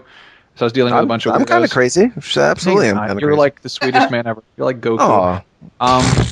But I met this girl. I remember this girl Linda, who was just like this fat girl who wore like overalls a lot and like wasn't goth or anything, but one day she was just like, yeah, I'm a vampire. Oh god. And we're just pretty much. And I was just like, what the fuck? Like why are you a vampire? And she wore overalls and she thought she was a vampire? She had like curly blonde hair and wore overalls, and I remember her wearing a Garth Brooks shirt a lot, and she was like she wasn't like goth, she wasn't the kind of person you'd think would be into vampire stuff, but one day she was just like a crazy person. She's just like, yeah, she's pretty much an idiot. And she's like, I mean, there's crazy people, and then there's like people who are just like, yeah, they need to get yelled at a little bit more, I think. I tell you what, right? This is Jim Sterling's rule for curing. Again, if I was in charge, and maybe Obama should listen to me instead of dealing with the debt ceiling, whatever that is. I can afford my fish and chips, so I don't know what anyone's complaining about. What debt? I've got money. What was I talking about? Right, yeah. So Obama can listen to me and make some real change. That is what was all on all those garish T-shirts, wasn't it? Change. Well, listen to me. Hope. I think it was. Well, hope as well. Change. I would give hope and change to the people who are sick of Kentucky vampires and Twilight vampires, all these idiot twats. Right? If someone ever tells you they are a vampire, you are legally allowed to kill anything nearby, like a rat or a dog or something, right? Drain it of blood, and you are legally allowed to sit that person down and not let them leave until they drink all of that blood, right? That's fair. In front of you. If, and this is the really important bit, if they tell you they will not drink the blood because they're one of those vampires that feed off energy, you are legally fucking allowed to get a spanner and bash them in their fucking heads until their legs stop twitching.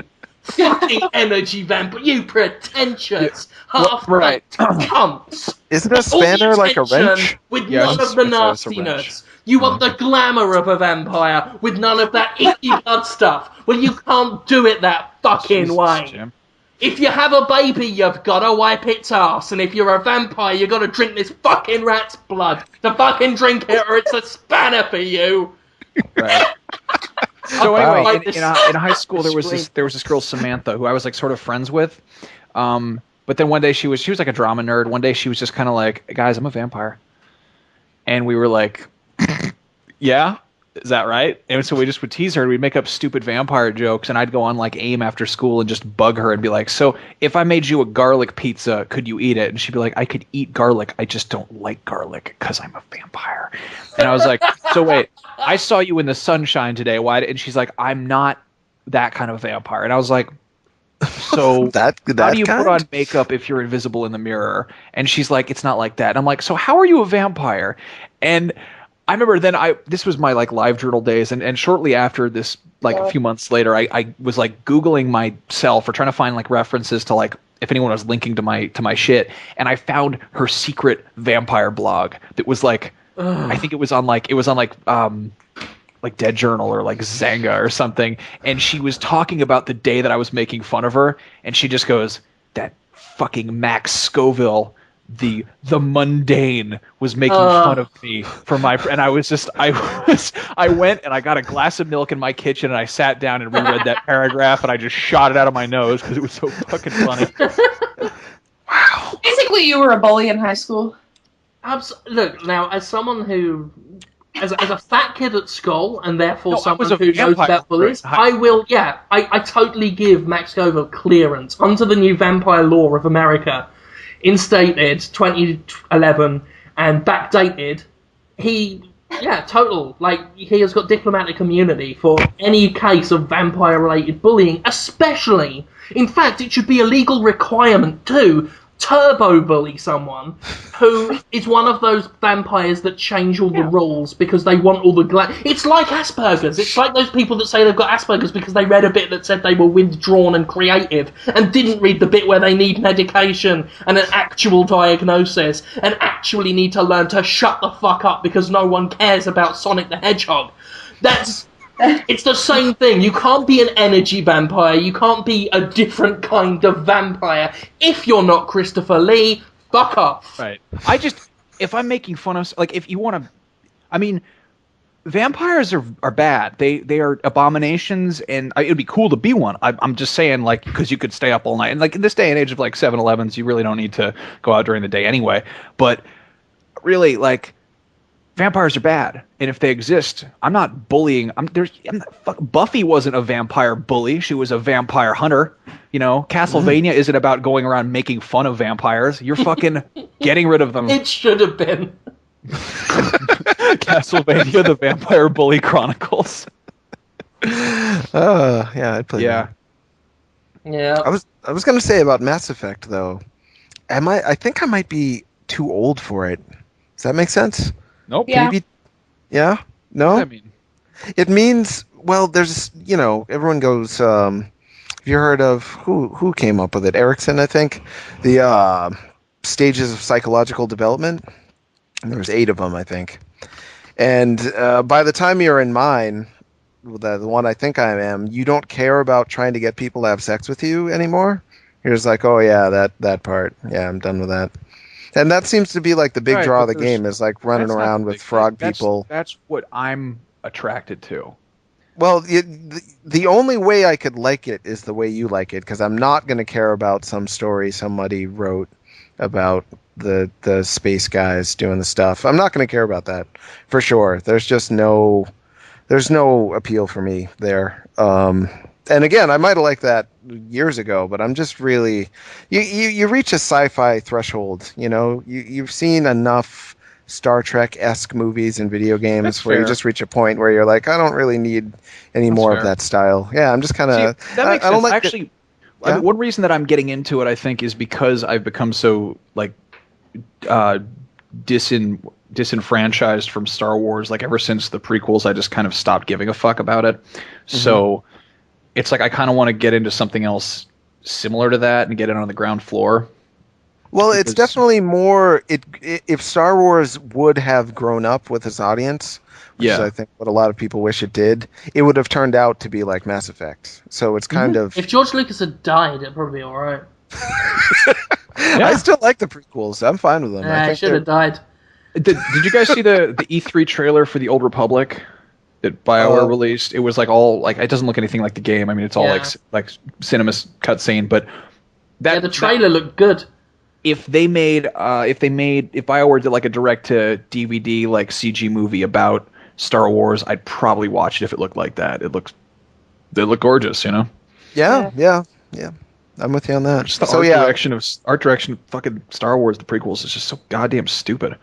It's a little overly colorful, yeah.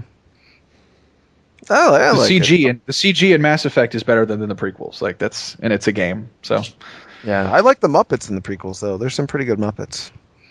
There were like 3 Muppets. I love those Muppets. Which one? There were like no Muppets in that. There's some pretty good Muppets. Those were like digital Muppets.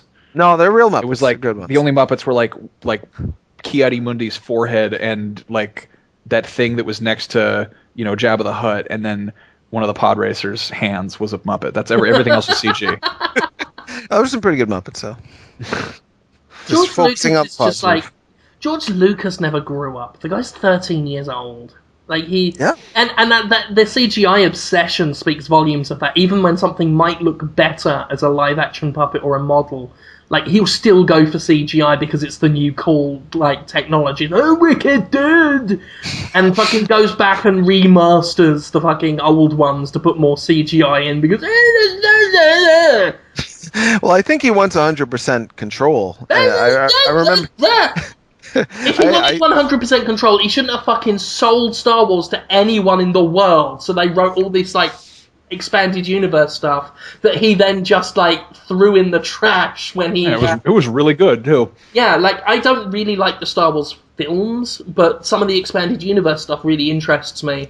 And George Lucas just decided, no, none of that's real. Let's just make a bunch of stupid prequels that's dumb. Yep. Well, none of it's real. None of it's real, Jonathan Holmes. Yeah. Don't talk to me like I'm one of your creatures. If you ever the best one of my favorite books is the Tales of the Bounty Hunters. I think I talked about it before on here, but book. Yeah, the fucking people are always like, yeah, Boba Fett's retarded and overrated. And I'm like, first of all, just go outside and just suck every dick you see. Just suck all those dicks, you motherfucker. But second, go read it's Last Man Standing by Daniel Keyes Moran in the Tales of the Bounty Hunters, because that's like the most fucking badass story. Yeah. Like, it's just Boba Fett being like old and like looking back on his life and being like, that Han Solo sure is a cunt, and then he's trying to kill Han Solo, and it's really fucking gnarly. It was a really nice ending to that. I like IG-88 as well. Oh yeah, that's I think therefore I am or something. Yeah. That's pretty cool. The Dengar one was badass too. Yeah. I know you don't like rap, Jim, but the rapper MC Chris has made rap songs based on every single one of those stories, and they're incredible. Really? I don't dislike rap. I respect rap. It just a lot of it doesn't speak to me. Some of it I've listened to and enjoyed. Well, you should listen to Zuckus's Prius because it's a beautiful song. Any song about Zuckus, I will listen to. And this is the weird thing, right? I can't tell you about anything that happens anymore in any of the movies, but these weird little random characters I know tons about. They're awesome. Because I'm not a Star Wars fan. I won't say I don't like them. They're okay. They're like nice little fairy tales, the movies. But some of that expanded universe stuff is just... I take an interest in a couple of characters. Zuckus and Fallarm, IG-88, Admiral Piet, because why not? And ED-99... No, EV-99. You're a feisty little one. You're a feisty little one. Learn some respect on the master sail barge. Yeah, there's a story written about her, and it's fucking badass. I love the one about... Mm-hmm. Yeah, it's a lady. It's a lady robot. Right. God, the Jabba's Palace ones are just so fucking out there. Yeah. Like, you just find out that like the what is it? The doctor for the Cantina bar, like Dr. Evazan and Ponda Baba, the guy who has like a fucking butt for a mouth. They're basically just like codependent drunks who are like lunatics. Yeah. And they live on like a crazy island laboratory, and then they somehow wind up in the bar fucking with Luke Skywalker, getting their arms chopped off. Like, it's so unrelated to Star Wars. It's the best. That's the guy who's like, he doesn't like you. That guy? I don't like you either. That's 12 systems. Yeah, I like that guy. You'll be dead. Yeah, that's fun. Should I talk about the games I played, or you want to talk about them games you played, Jim? Dengar. He looks like he has a toothache. Yeah, this is Dengar-toid. Yeah, go on. This whole episode has just been games of the week, and so far all the games of the week have just been Mass Effect. Actually, I wanted, because we have talk about video games all this, like the rest of the week and all this weekend. We're going to PAX. This is a holiday for us. Shut up, it's free. About retarded people and Zuckus. Like, that's all we want to do. I actually, because Tara Long hasn't got to say anything for a while, I wanted to move on to Tara next and see what she'd been playing. I played Deus Ex this weekend. We talked about that. I also played more Duels of the Planeswalkers, but I actually have kind of forewent that in place of the actual cards, Magic the Gathering. Wait, what's Duels of the Planeswalkers? What's Duels about that last week, didn't we? The Magic the Gathering video game. Oh, okay. I think I'm remembering that now. You did talk about that last week, right? Yeah. Our PAX coverage for the show is sponsored by Wizards of the Coast, who okay. So I had to learn how to play Magic, but I've actually really enjoyed it so far. And the card game, I think, is more fun than the video game. The video game is good, though, for helping you learn. Huh.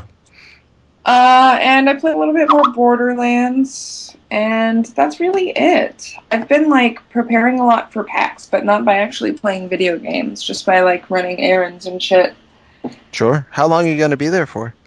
The 25th through the 29th, so Thursday through Monday, I think. No, that's pretty long. That's almost a week.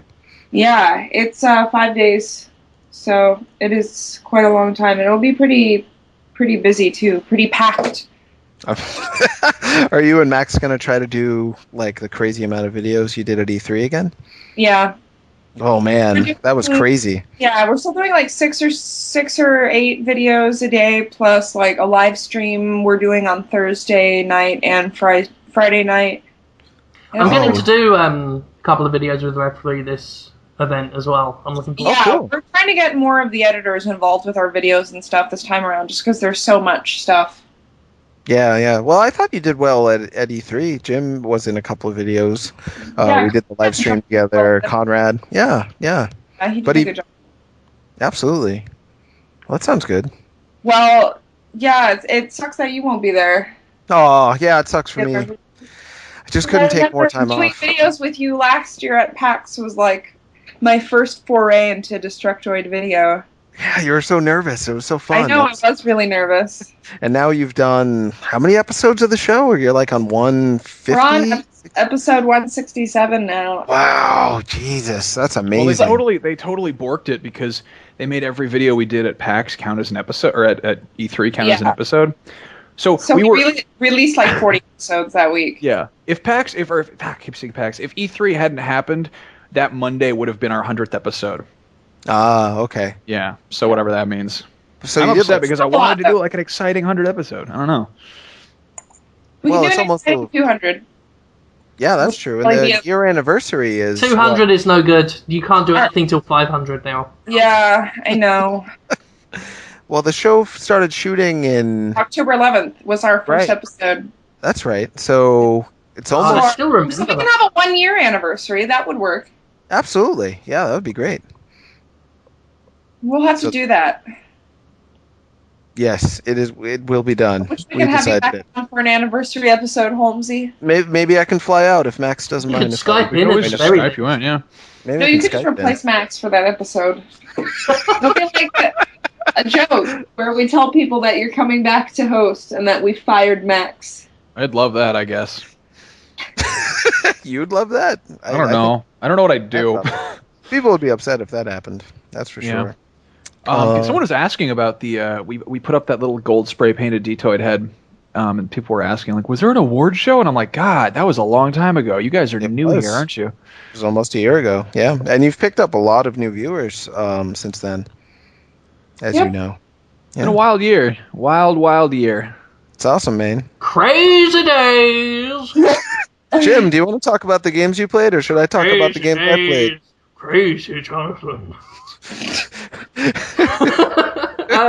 By all means, let us know what you've been playing, matey boy.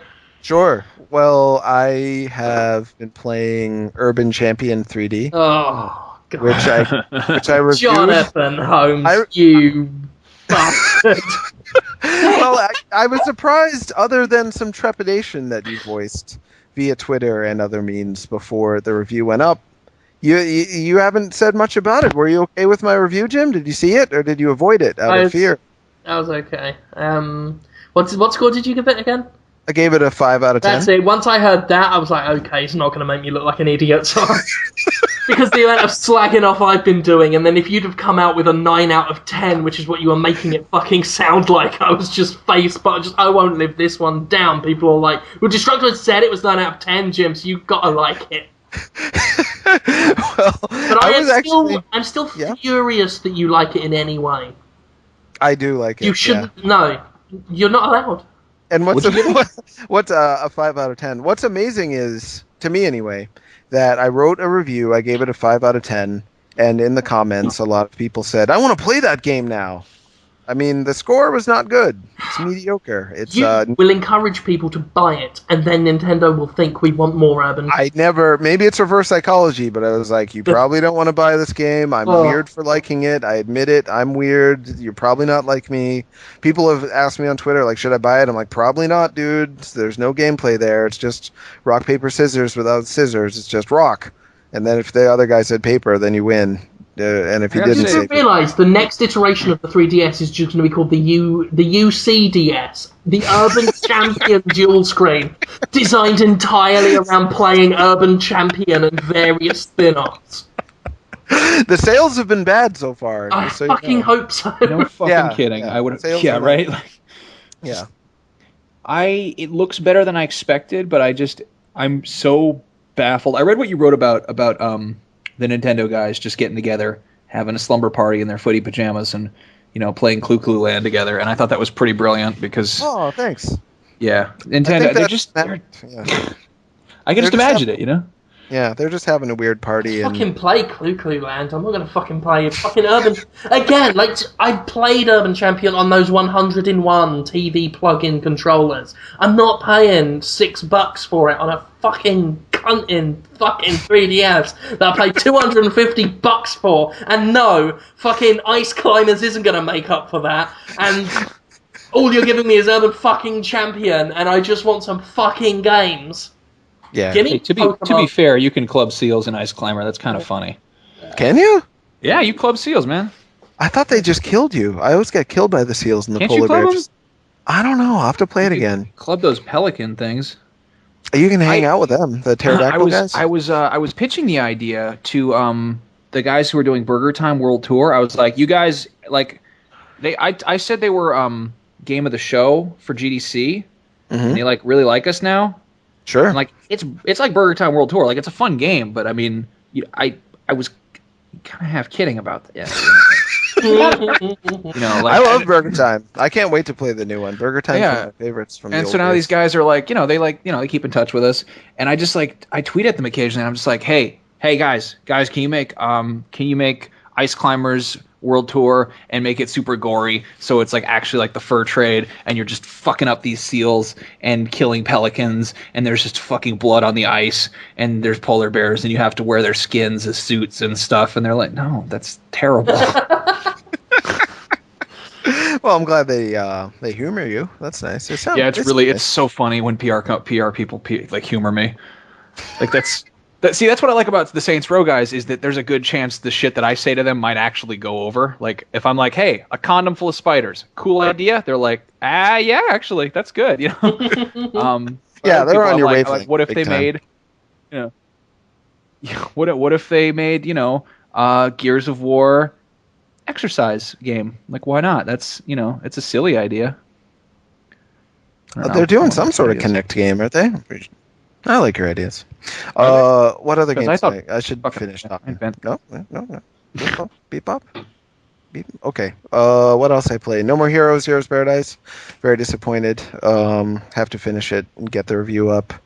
And I just got Xenoblade Chronicles in the mail, but I haven't really had a chance to play it. I looked at it, and the graphics are a lot better than I thought they'd be on my HD TV, so I'm hopeful that'll be fun.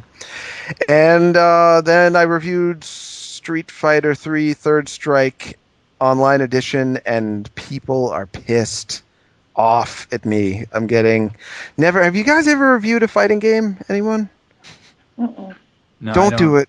I'm never going to do it again. I'm done with it, I think. Maybe Ultimate Marvel vs. Capcom 3 if it gets sent to me. But you can't say anything about fighting games to fighting game fans, because if you don't think exactly the way they think, it's like the worst things about video game fans in general turned up way past 11. Like I said, I think it's the most balanced fighting game in the Street Fighter series because there's this parry system that can make it so you can really get out of any problem without suffering any consequences if you're skilled enough. And, there's other aspects of the game that I think just make it really balanced for most people. Maybe not for, like, diehard experts, but for your average player, you can pick up just about any character and have fun right away and have a chance of winning. People are freaking out all over the internet. I'm getting hate mail left and right.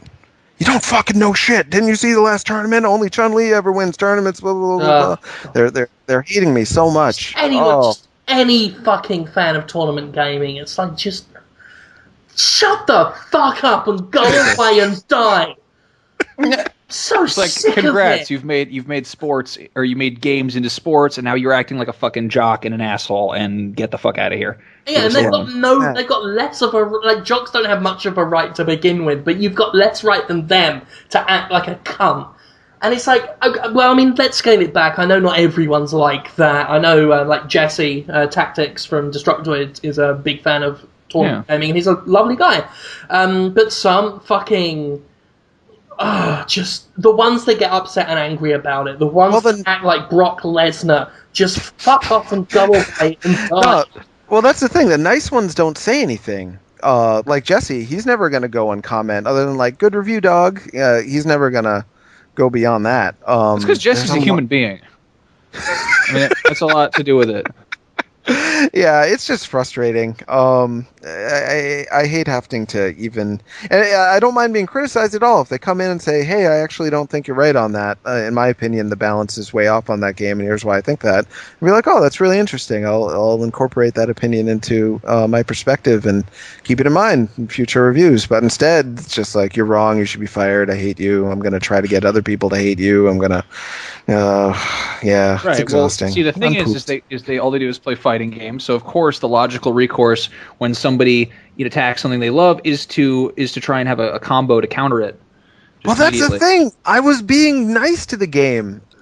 Why would you be mad that I like a game? Yeah, it's this insecurity. These people that act so confident that what they do is a sport and what they love is a sport, yet they betray how little they actually believe that when they fly off the handle over the slightest perceived attack on what they do and what they love. And this hatred of outsiders, this terrified fear of the outside world coming in. And they want esports to be embraced by the masses, and yet anyone who isn't like, top tier is like, is considered worse than scum to them. I'm like, how the fuck do you expect that your quote-unquote sport is going to get embraced and respected when you run out of town anyone who you perceive to not know as much about it as you elitist, gated, miserable little cunts, even among gamers, even among online geeky gamers who hang out on the internet.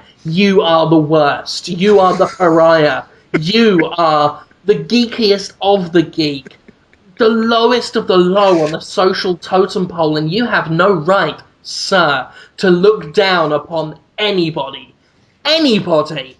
even someone who thinks they're a vampire. Well, that makes me feel better. Thanks for sticking up for me, Jim. I appreciate it. I'll stick it up, yeah. And that's one of my suggestions for the drinking game, so have a shot. Did I play any other video games? I don't think I've played any other. I played some Rhythm Heaven Wii a little bit just because I love it, and that's it. Okay. Oh, I don't really want to talk about my ones because I've only really had time to play Deus Ex this week, and I've talked. Yeah, how many hours was that? How long did you have to play that? I know the first level, like the opening hub city of the game, I spent 5 hours in my first excursion there, and that was just the first afternoon of reviewing, and then I reviewed it until 3 a.m. the next night, and then all Saturday morning. As I spent a very long time in it, I would estimate at least 30 hours. Whoa. Into that. I reckon you can blast through that game theoretically in 8 to 10, but you'd be missing out on a lot because there's just so much content. And I'm planning to play through it on a second go. Once I actually remember I had to log out of my Steam account to do a special one because they were looking after the PC version of Deus Ex. And I can't remember my password to get to my Steam account and all of my games. But once I get back to that, I'm going to do a pacifist stealth run on PC because the stealth controls feel a little better on PC. So yeah, I mean, I'm really happy to jump in and play again. So, but I've talked about it so much because I did the review, which is the longest thing I've ever written for Destructoid today. I had so much to say, and then I went and chatted to Max and Tara on the Destructoid show quite extensively, so I'm so talked out. And Jimquisition too, right? And Jimquisition, I did a video on it, which a lot of people didn't like. They said it was a fake lazy episode because it was just one joke I did, which I thought was funny, so fuck them. But yeah, so I've talked so much, I'm tired now. Want to go to sleep. Yeah, I don't blame you. Well, I should play it then, I guess, huh? I think you should. I mean, I know you mentioned that you're... This is one of those, we've talked about it before on the show, one of these Holmes opinions, where you have told me that you are not interested in the slightest. It's really disinteresting to look at. When I see the dude with the sunglasses yelling with robotic arms, and you know those sunglasses come out the side of his face? They retract in and out like Wolverine claws. It's like I was saying to Max, it's like, how much of this... I'm old. I've seen so many sci-fi things for so long and read sci-fi books and blah, blah. It's just the Dude, it's RoboCop. If it was RoboCop, I would play it in It actually is, because like I said, I hadn't watched RoboCop for the first time in I guess at least 15 years.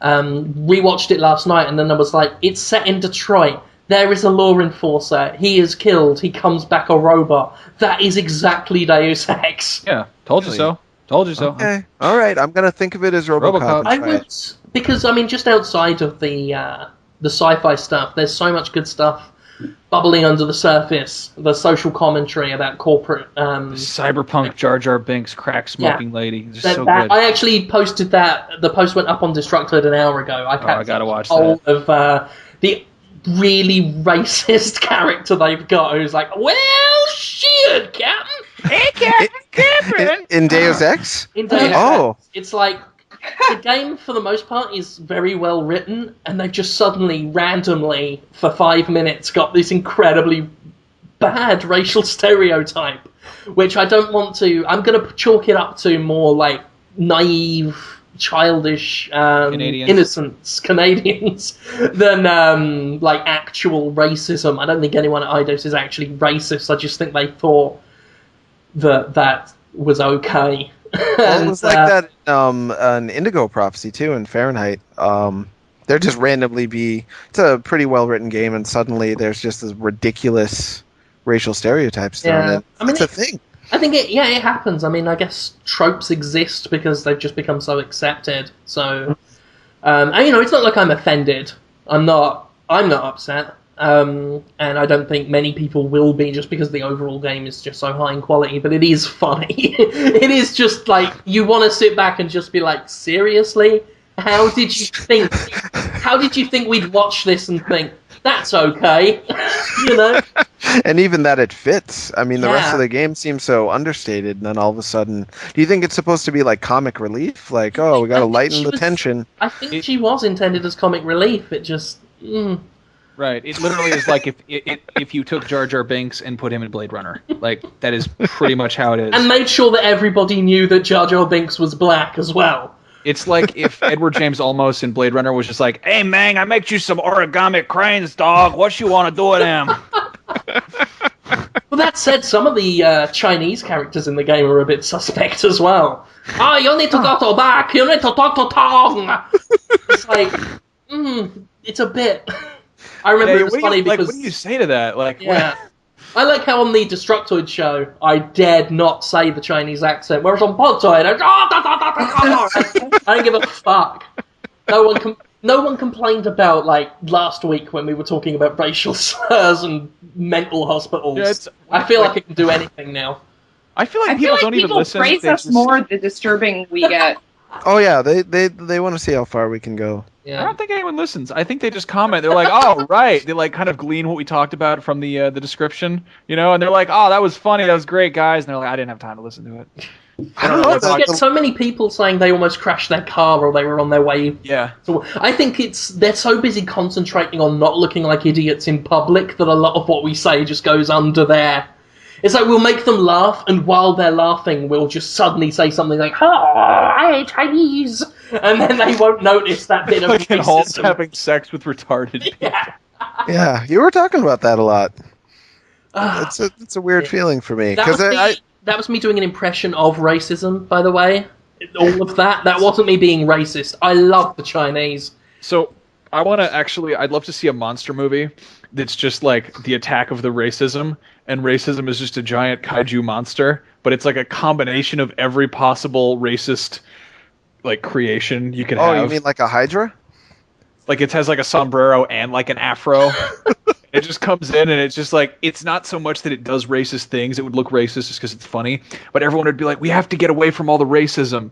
And then, they'd like launch missiles at it, but it wouldn't do any good. And the racists would just walk around and knock over buildings. The stereotydra.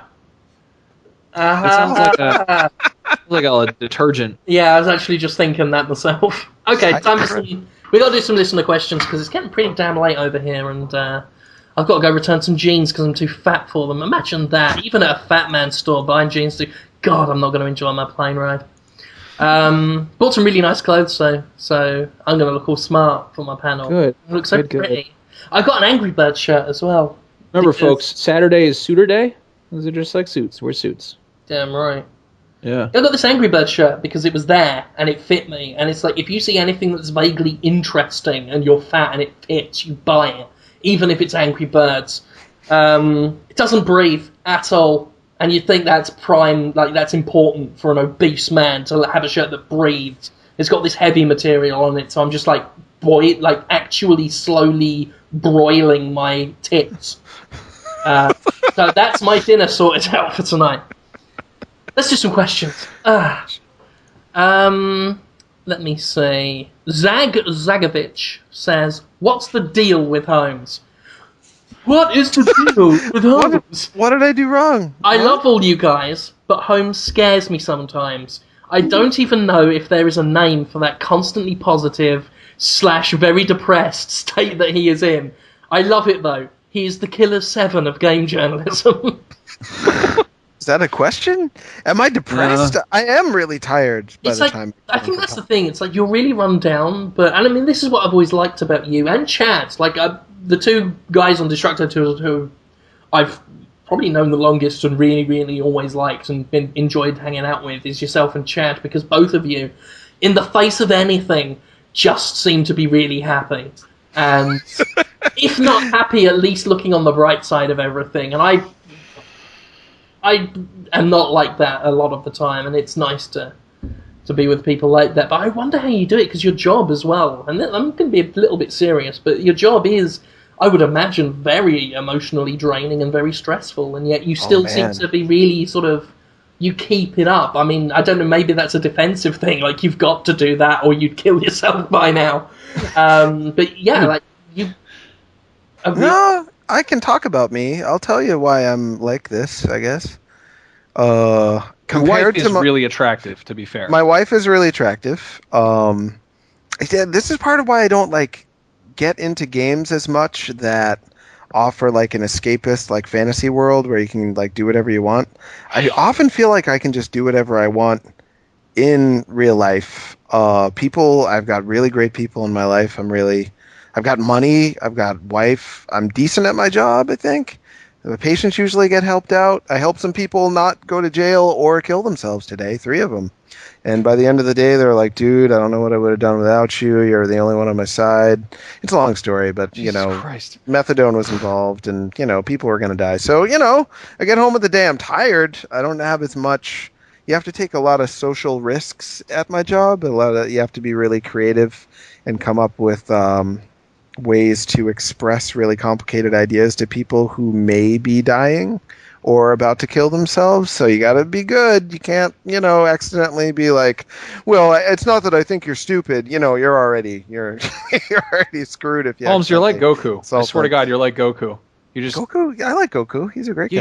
You're just happy, and you just are great, and you're really nice, and I remember feeling like when I took over the show for you, and people were like, "Oh, I want Holmes back." I was mad at them because, you went back to help people and be a social worker, and still do video game journalism. But I'm just I'm not gonna help people, not kill themselves. I probably might help them want to do that. I don't. I don't want you to go to waste. You could be. You're doing good, and I'm glad that you're doing good because you're the kindest motherfucker I've ever met. Aw, thanks, obscene. Max. I really appreciate that. Thanks. But yeah, after I do that all day, I'm tired, but I'm still feeling pretty good. I feel good when I talk to you guys. It's a release. It's fun. So yeah, I feel great. Oh. Alpha Deus posted to promote the Destructoid Community album that he made. He made an album of tunes related to a whole bunch of Destructoid community members. He wanted to know what we thought about it, so here's where I'm going to be a cunt and say I haven't listened to it yet. But I've got it open on a tab, and I'm going to keep it open to make sure that I do listen to it. But I wanted to put that out there and just let people know that Alpha Deus has put a thing up. And you can do a little... Just go to the community blogs and look him up. Alpha is in the word, and Deus is in the word. All together, squashed up like one. It's not that fucking hard, is it? Sort it out. So, do that. Let me see. Again, I didn't plan this at all. I didn't read it. Reginald, here's an interesting one. Because I guess we can just talk about what really... Why, Reginald! Reginald Fancy! Reginald Fancy, I've brought you an ostrich egg! I've been wanting to try to do that like you guys do, but it's hard. What was the question again? Reginald asks, which is each member of the cast's respective kryptonite? What would one have to hold up to repel or physically, mentally weaken you? I assume that Tara's is that 4chan.gif. Sure is. What is this .gif? What's the GIF about? Oh, we don't have to talk about that. Okay, let's not talk about it. It's a GIF of Tara. That's all you need to know. It's a GIF of my boobs jiggling that turned up on 4chan like several months ago. It's not even that, like jiggly though. What are you? It's the internet though. Like it's like people will take whatever they can get. Like you could go out wearing.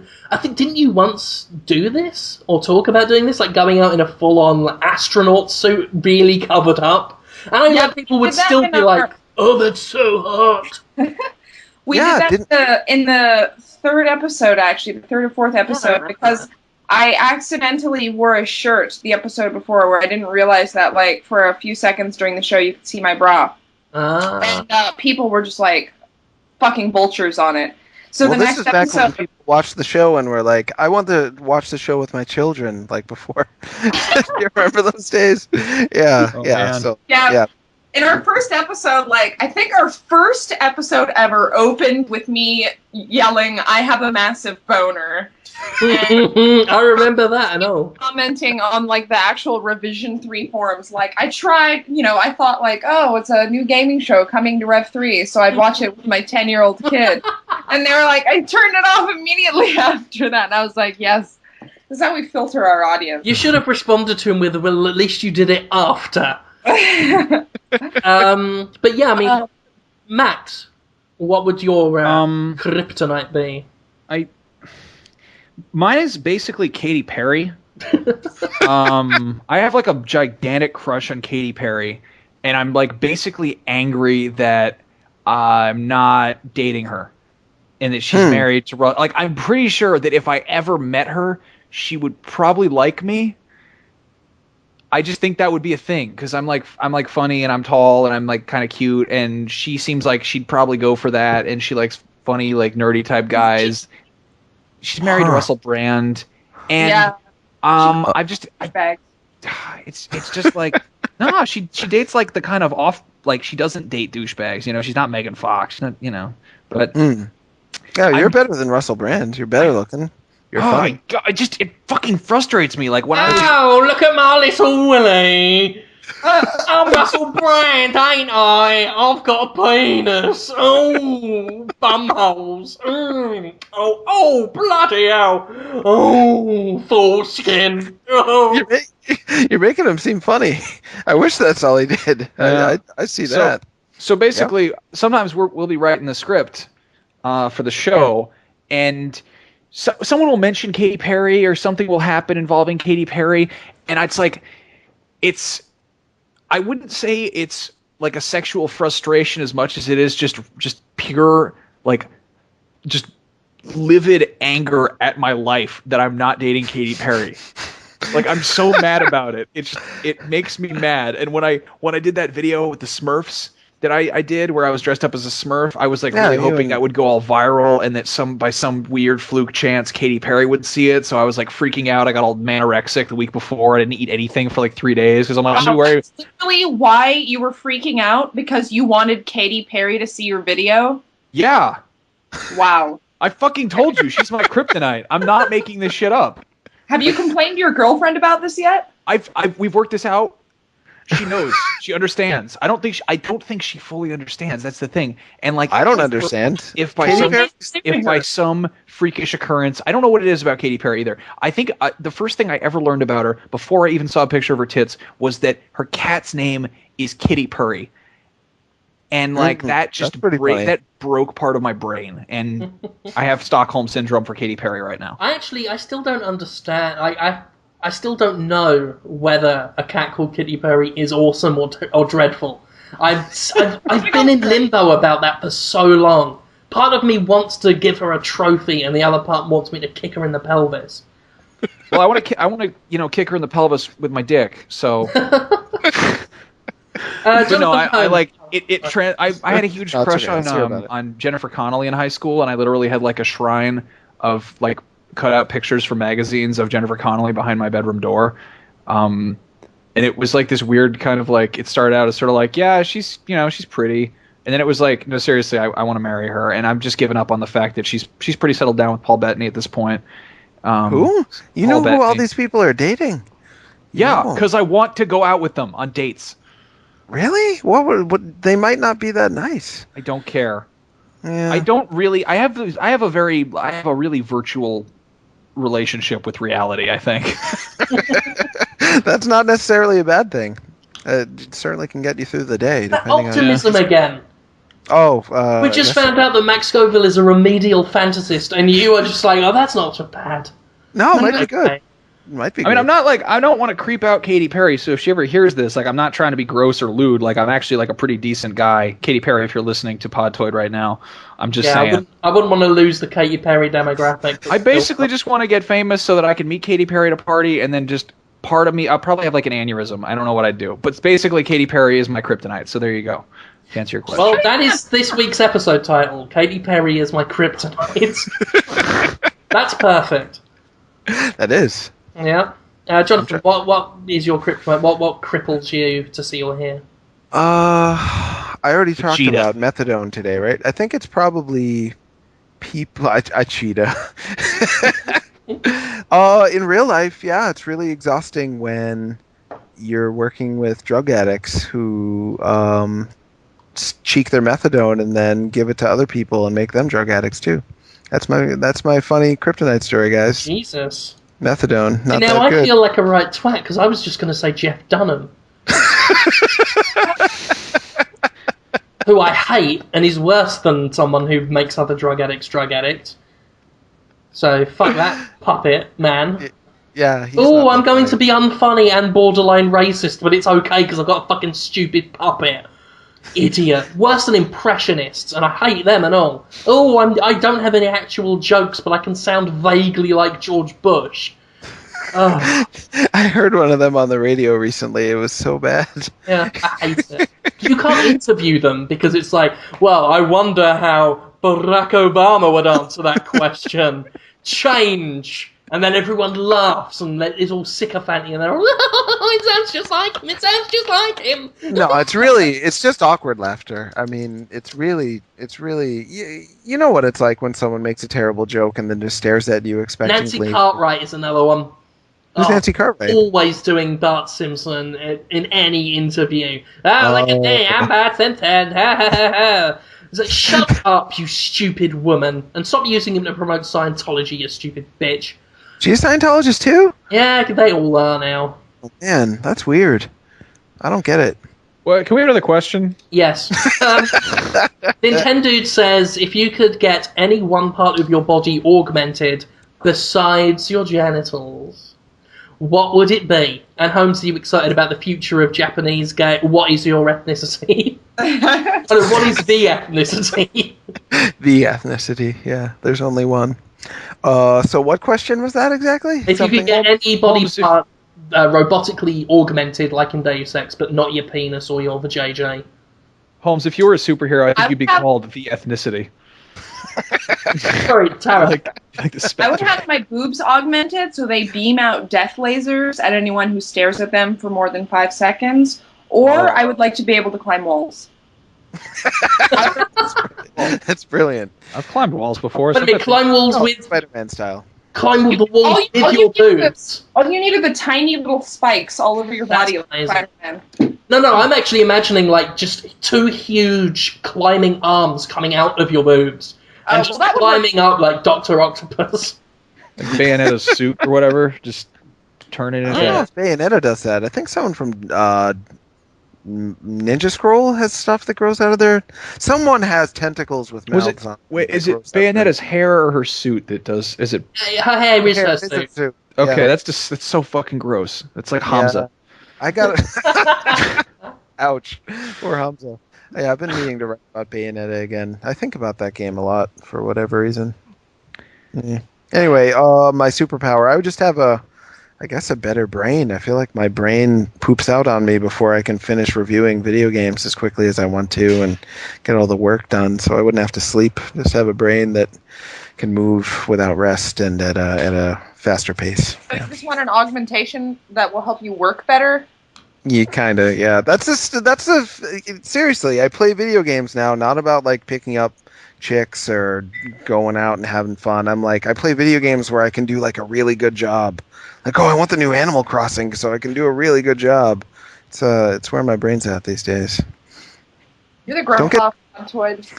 I'm so old. I am super old. If I could have an augmentation, I would want to never get tired of anything. I mean, it wouldn't be like I'd never have to sleep, and I could sprint indefinitely. Oh, okay. So you're like physically wouldn't get tired. I mean, I'd probably be like Superman if I had that. Like, I thought about that because it's a hard power to conceptualize, but imagine sprinting at your highest speed and never getting tired. Like, there would be no difference between sprinting and running. You just constantly be going your full speed. Yeah. And you could you could hold a super... outrun the cops. Huh? You could outrun the cops. Yeah. I mean, unless they got in a car that was faster than I could run, then I would be, but I could stay awake. I could climb up on a building and maybe they couldn't get me down without a helicopter. I could just hang on to a flagpole and I would hang on to that until they went away. That'd be a pretty cool augmentation. That begs the question, because video games gave us that opportunity for a long time, but more and more people are adding stuff to their game where now you're tired so you can't run as fast, or you gotta go get some food, your character's hungry. Do you think that makes games more fun, or don't you just want to be invincible? I feel the opposite. Game. Oh, what? Who? It depends on the game. Okay. I mean, a lot of games have that as an option if you play it on hard, but I would never choose to do that. It definitely depends on the game. Like, as I talked last week about Stalker, and how Stalker really benefits from being this survival-based game where you need to make sure you're eating food and you keep your energy up. And if you go into the game expecting that, that's fine. It's when it conflicts with other gameplay. It's like when you want an intense run-and-gun shooter, but they put an energy meter in there that stops you sprinting. That conflicts with the design. So long as the design's consistent, I don't really have a problem with these human limitations that they put on people. Well, I'm just thinking of GTA. You get tired when you run. I don't want to get tired in GTA. That's never made me have more fun to have to rest in GTA. Yeah, I kind of like that, like having a sprint meter. I mean, I don't know. You could always break it if you just hammer X. They don't get tired. Yeah, I mean, I'm thinking Saints Row. Saints Row, you got a meter that refills. It's kind of like regenerative. It's just regenerative sprint. I don't know. I just think back to when I used to play video games with cheats on. And if you play with unlimited ammo and unlimited life, games aren't really that interesting. That's true. It's fun for a second because you're like, fuck you, Cyber Demon, I'm blowing your shit up. But then, you're like, oh, yeah, still does. Fucking does. No, you definitely need friction and resistance for a game to be compelling, but I don't know if I really enjoy You need that for a few other things as well. Yeah. I was about to make a joke about if you just had sex with a bowl of lubricant, it probably wouldn't be that great. That's kind of what God mode is like. It's just putting your wang in a bowl Fucking a tin of baked beans. Fun. Yeah.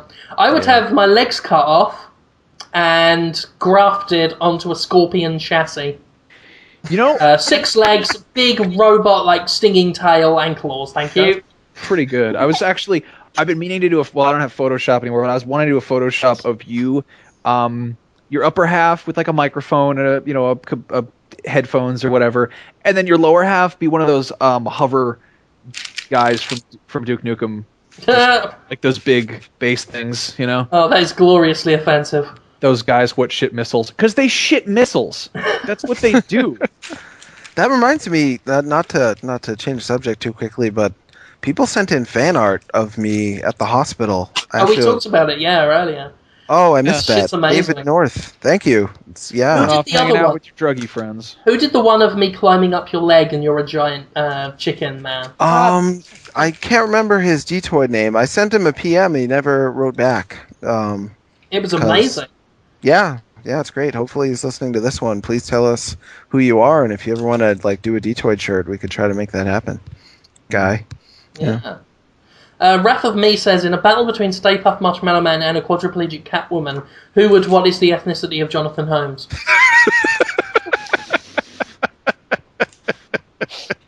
There's an even better one tucked away in there somewhere. Really? That was pretty good. A comment like that. It's really long, so we can't read it on the show. Yeah. We're fast running out of time anyway. Jonathan Holmes does not have an ethnicity. Ethnicity has him. What? You just sounded so drunk, and my Skype went like every once in a while Skype makes you sound weird. Like Otis. Oh, yours did too? I have scissors. Are you still there? Oh god, yeah, Ducked Up on Quack did one. Oh, that is so long. Really? I would love to read that, but I'm not gonna. Okay, someone give me an excuse to talk about aliens, and as self-indulgent as I want to be, I can only really do one more. And I'm going to give it to Jonathan Holmes. Sam with Send asks, can you recommend any neat WiiWare games? He was looking through some old articles, found Muscle March and Tom and Asana, and subsequently had his mind blown. So if you've got any others, Sam... How nice. What's that? I was going to say, Holmes has introduced me to a lot of strange WiiWare games over time. Yeah, and I've been really happy that people keep coming to me for that. As much at the time, I'll write an article about a WiiWare game and it'll get 3 comments and no views. People end up reading them years later and asking me about it. So that's great. What were you going to say, Tara? I didn't mean to cut you off. Sorry about that. Sorry, I'm eating brownie. Was Sayobon Action Cat, was that a WiiWare game? No, Sayobon Action was a PC game. There was the first one and the second one, and then someone liked it so much that they ported it to the Homebrew channel on the Wii. And sorry, Nintendo, I don't mean to hurt you by encouraging people to hack their Wiis, but people, you gotta hack that Wii. You gotta do it. There's so much good stuff on there. Now you don't even have to pirate games, just importing games and emulating games that you already own on your TV and playing all new homebrew games. There's just so much good stuff on there. It's almost as good as the Xbox Live Arcade Indie channel. I'd say it's right below there. And there's some good stuff on there too. So good WiiWare games. I don't know. Jeez, there's so many. And Yet It Moves is good. That's on PC as well. Catch, a classic. I love Let's Catch. It's a weird acquired taste. But you will love it. Yeah, I wrote a review of it. Yeah, and you guys were really... I remember at the old Detoid house, everyone was really skeptical, but when I started playing it, I felt the energy. I felt like some good things were happening there. No, I can't believe you reviewed the game. I loved it. I compared it to Hitchcock's The Birds. Yuji Naka somehow made a game about the most boring activity ever and made it totally compelling. Just playing catch with strangers in the park. Let's Catch, Yumi and the Cubes, I love a lot. Tomata Center, Muscle March, Cave Story, the Bit Trip series, the Castlevania Rebirth games. That's not Castlevania, I'm sorry, Konami Rebirth games, which includes Castlevania The Adventure Rebirth, Contra Rebirth, and Gradius Rebirth. What else is good on there? I just bought a game I've been meaning to review that's a lot like Ikaruga. It's not that bad. It's only $5. I wouldn't go out of your way to buy it right away, but if you like Ikaruga, you should buy it. I think it's called a Kaiotoke. I could go on. I'm getting bored of myself, though, so I'm going to stop talking. Sorry. Shumbling Mumblers. Shumbling Mumblers? Yeah, that's what comes into my mind when I think of WiiWare games. Shit like that. Puzzle-like. Well, that's exactly it, Jim. WiiWare is this lovable, wonderful, undiscovered country that looks like crap on the outside, but then once you crack open the shell and get to the fruity center, it's delicious. Jungo Pajungo and the Starlight Children Wanderers of Never Life. Yeah, that game's not good. Cave Story's good, though. I'm about ready to wrap this up. Yeah, I bet. Sorry, Max, did you have one thing more you wanted to say then? I was going to say that I have a game that I've been working on that's called Bitch Rip, and you play as a bitch, like a female dog who has saw blades for legs. Bitch Rip? Bitch Rip. Bitch Rip. You just go around, you rip shit up. You that ripping bitch. Bitch Rip. This bitch rip beat, and you just go around ripping up beats, and there's just purple shit everywhere, fucking beats everywhere. Bitch Rip beats. I've been working on Beat R.I.P., which is the funeral of a lovely purple vegetable. That's like sequel to Bitch Rip's Beats. Yeah. Right, that's it. Okay, good night, guys. Good night. Thank you. I didn't talk about herpes. What? Oh, I didn't talk about herpes. Next time, I'll talk about herpes. Next time. I'm sure she won't mind. Next time. We've got like over 2 hours of... I promise I'll talk about... What did you do to that girl at that hospital, Jonathan? You naughty little boy. What are herpes like? What do they look like? Are I don't know how! Let's go! How do you do it? That's perfect. Thank you, ladies and gentlemen, for listening to Podtoid. It always feels like I'm lying when I say that. But genuinely, thank you. If you want to buy our app on Android, I've been trying to find ways to put exclusives on there. As far as I know, I don't know how, so you'd only be buying it out of charity at this point, or at least the convenience of listening to it on your phone. But feel free to do that. Otherwise, if you're coming to PAX, please do come along to our panels. We've got that one noon on Saturday with Nero at the Unicorn, and Destructoid Live 2 on Sunday at noon at the Unicorn Theatre. It's just above the show floor and everything in the convention centre. Until then, that's us done. You can catch Max Scoville and Tara Long every Monday, Wednesday and Friday on the Destructoid Show. You can catch Jonathan Holmes and myself on Destructoid.com every week. And that's that. Thank you very much for listening, and goodbye. Bye. Bye.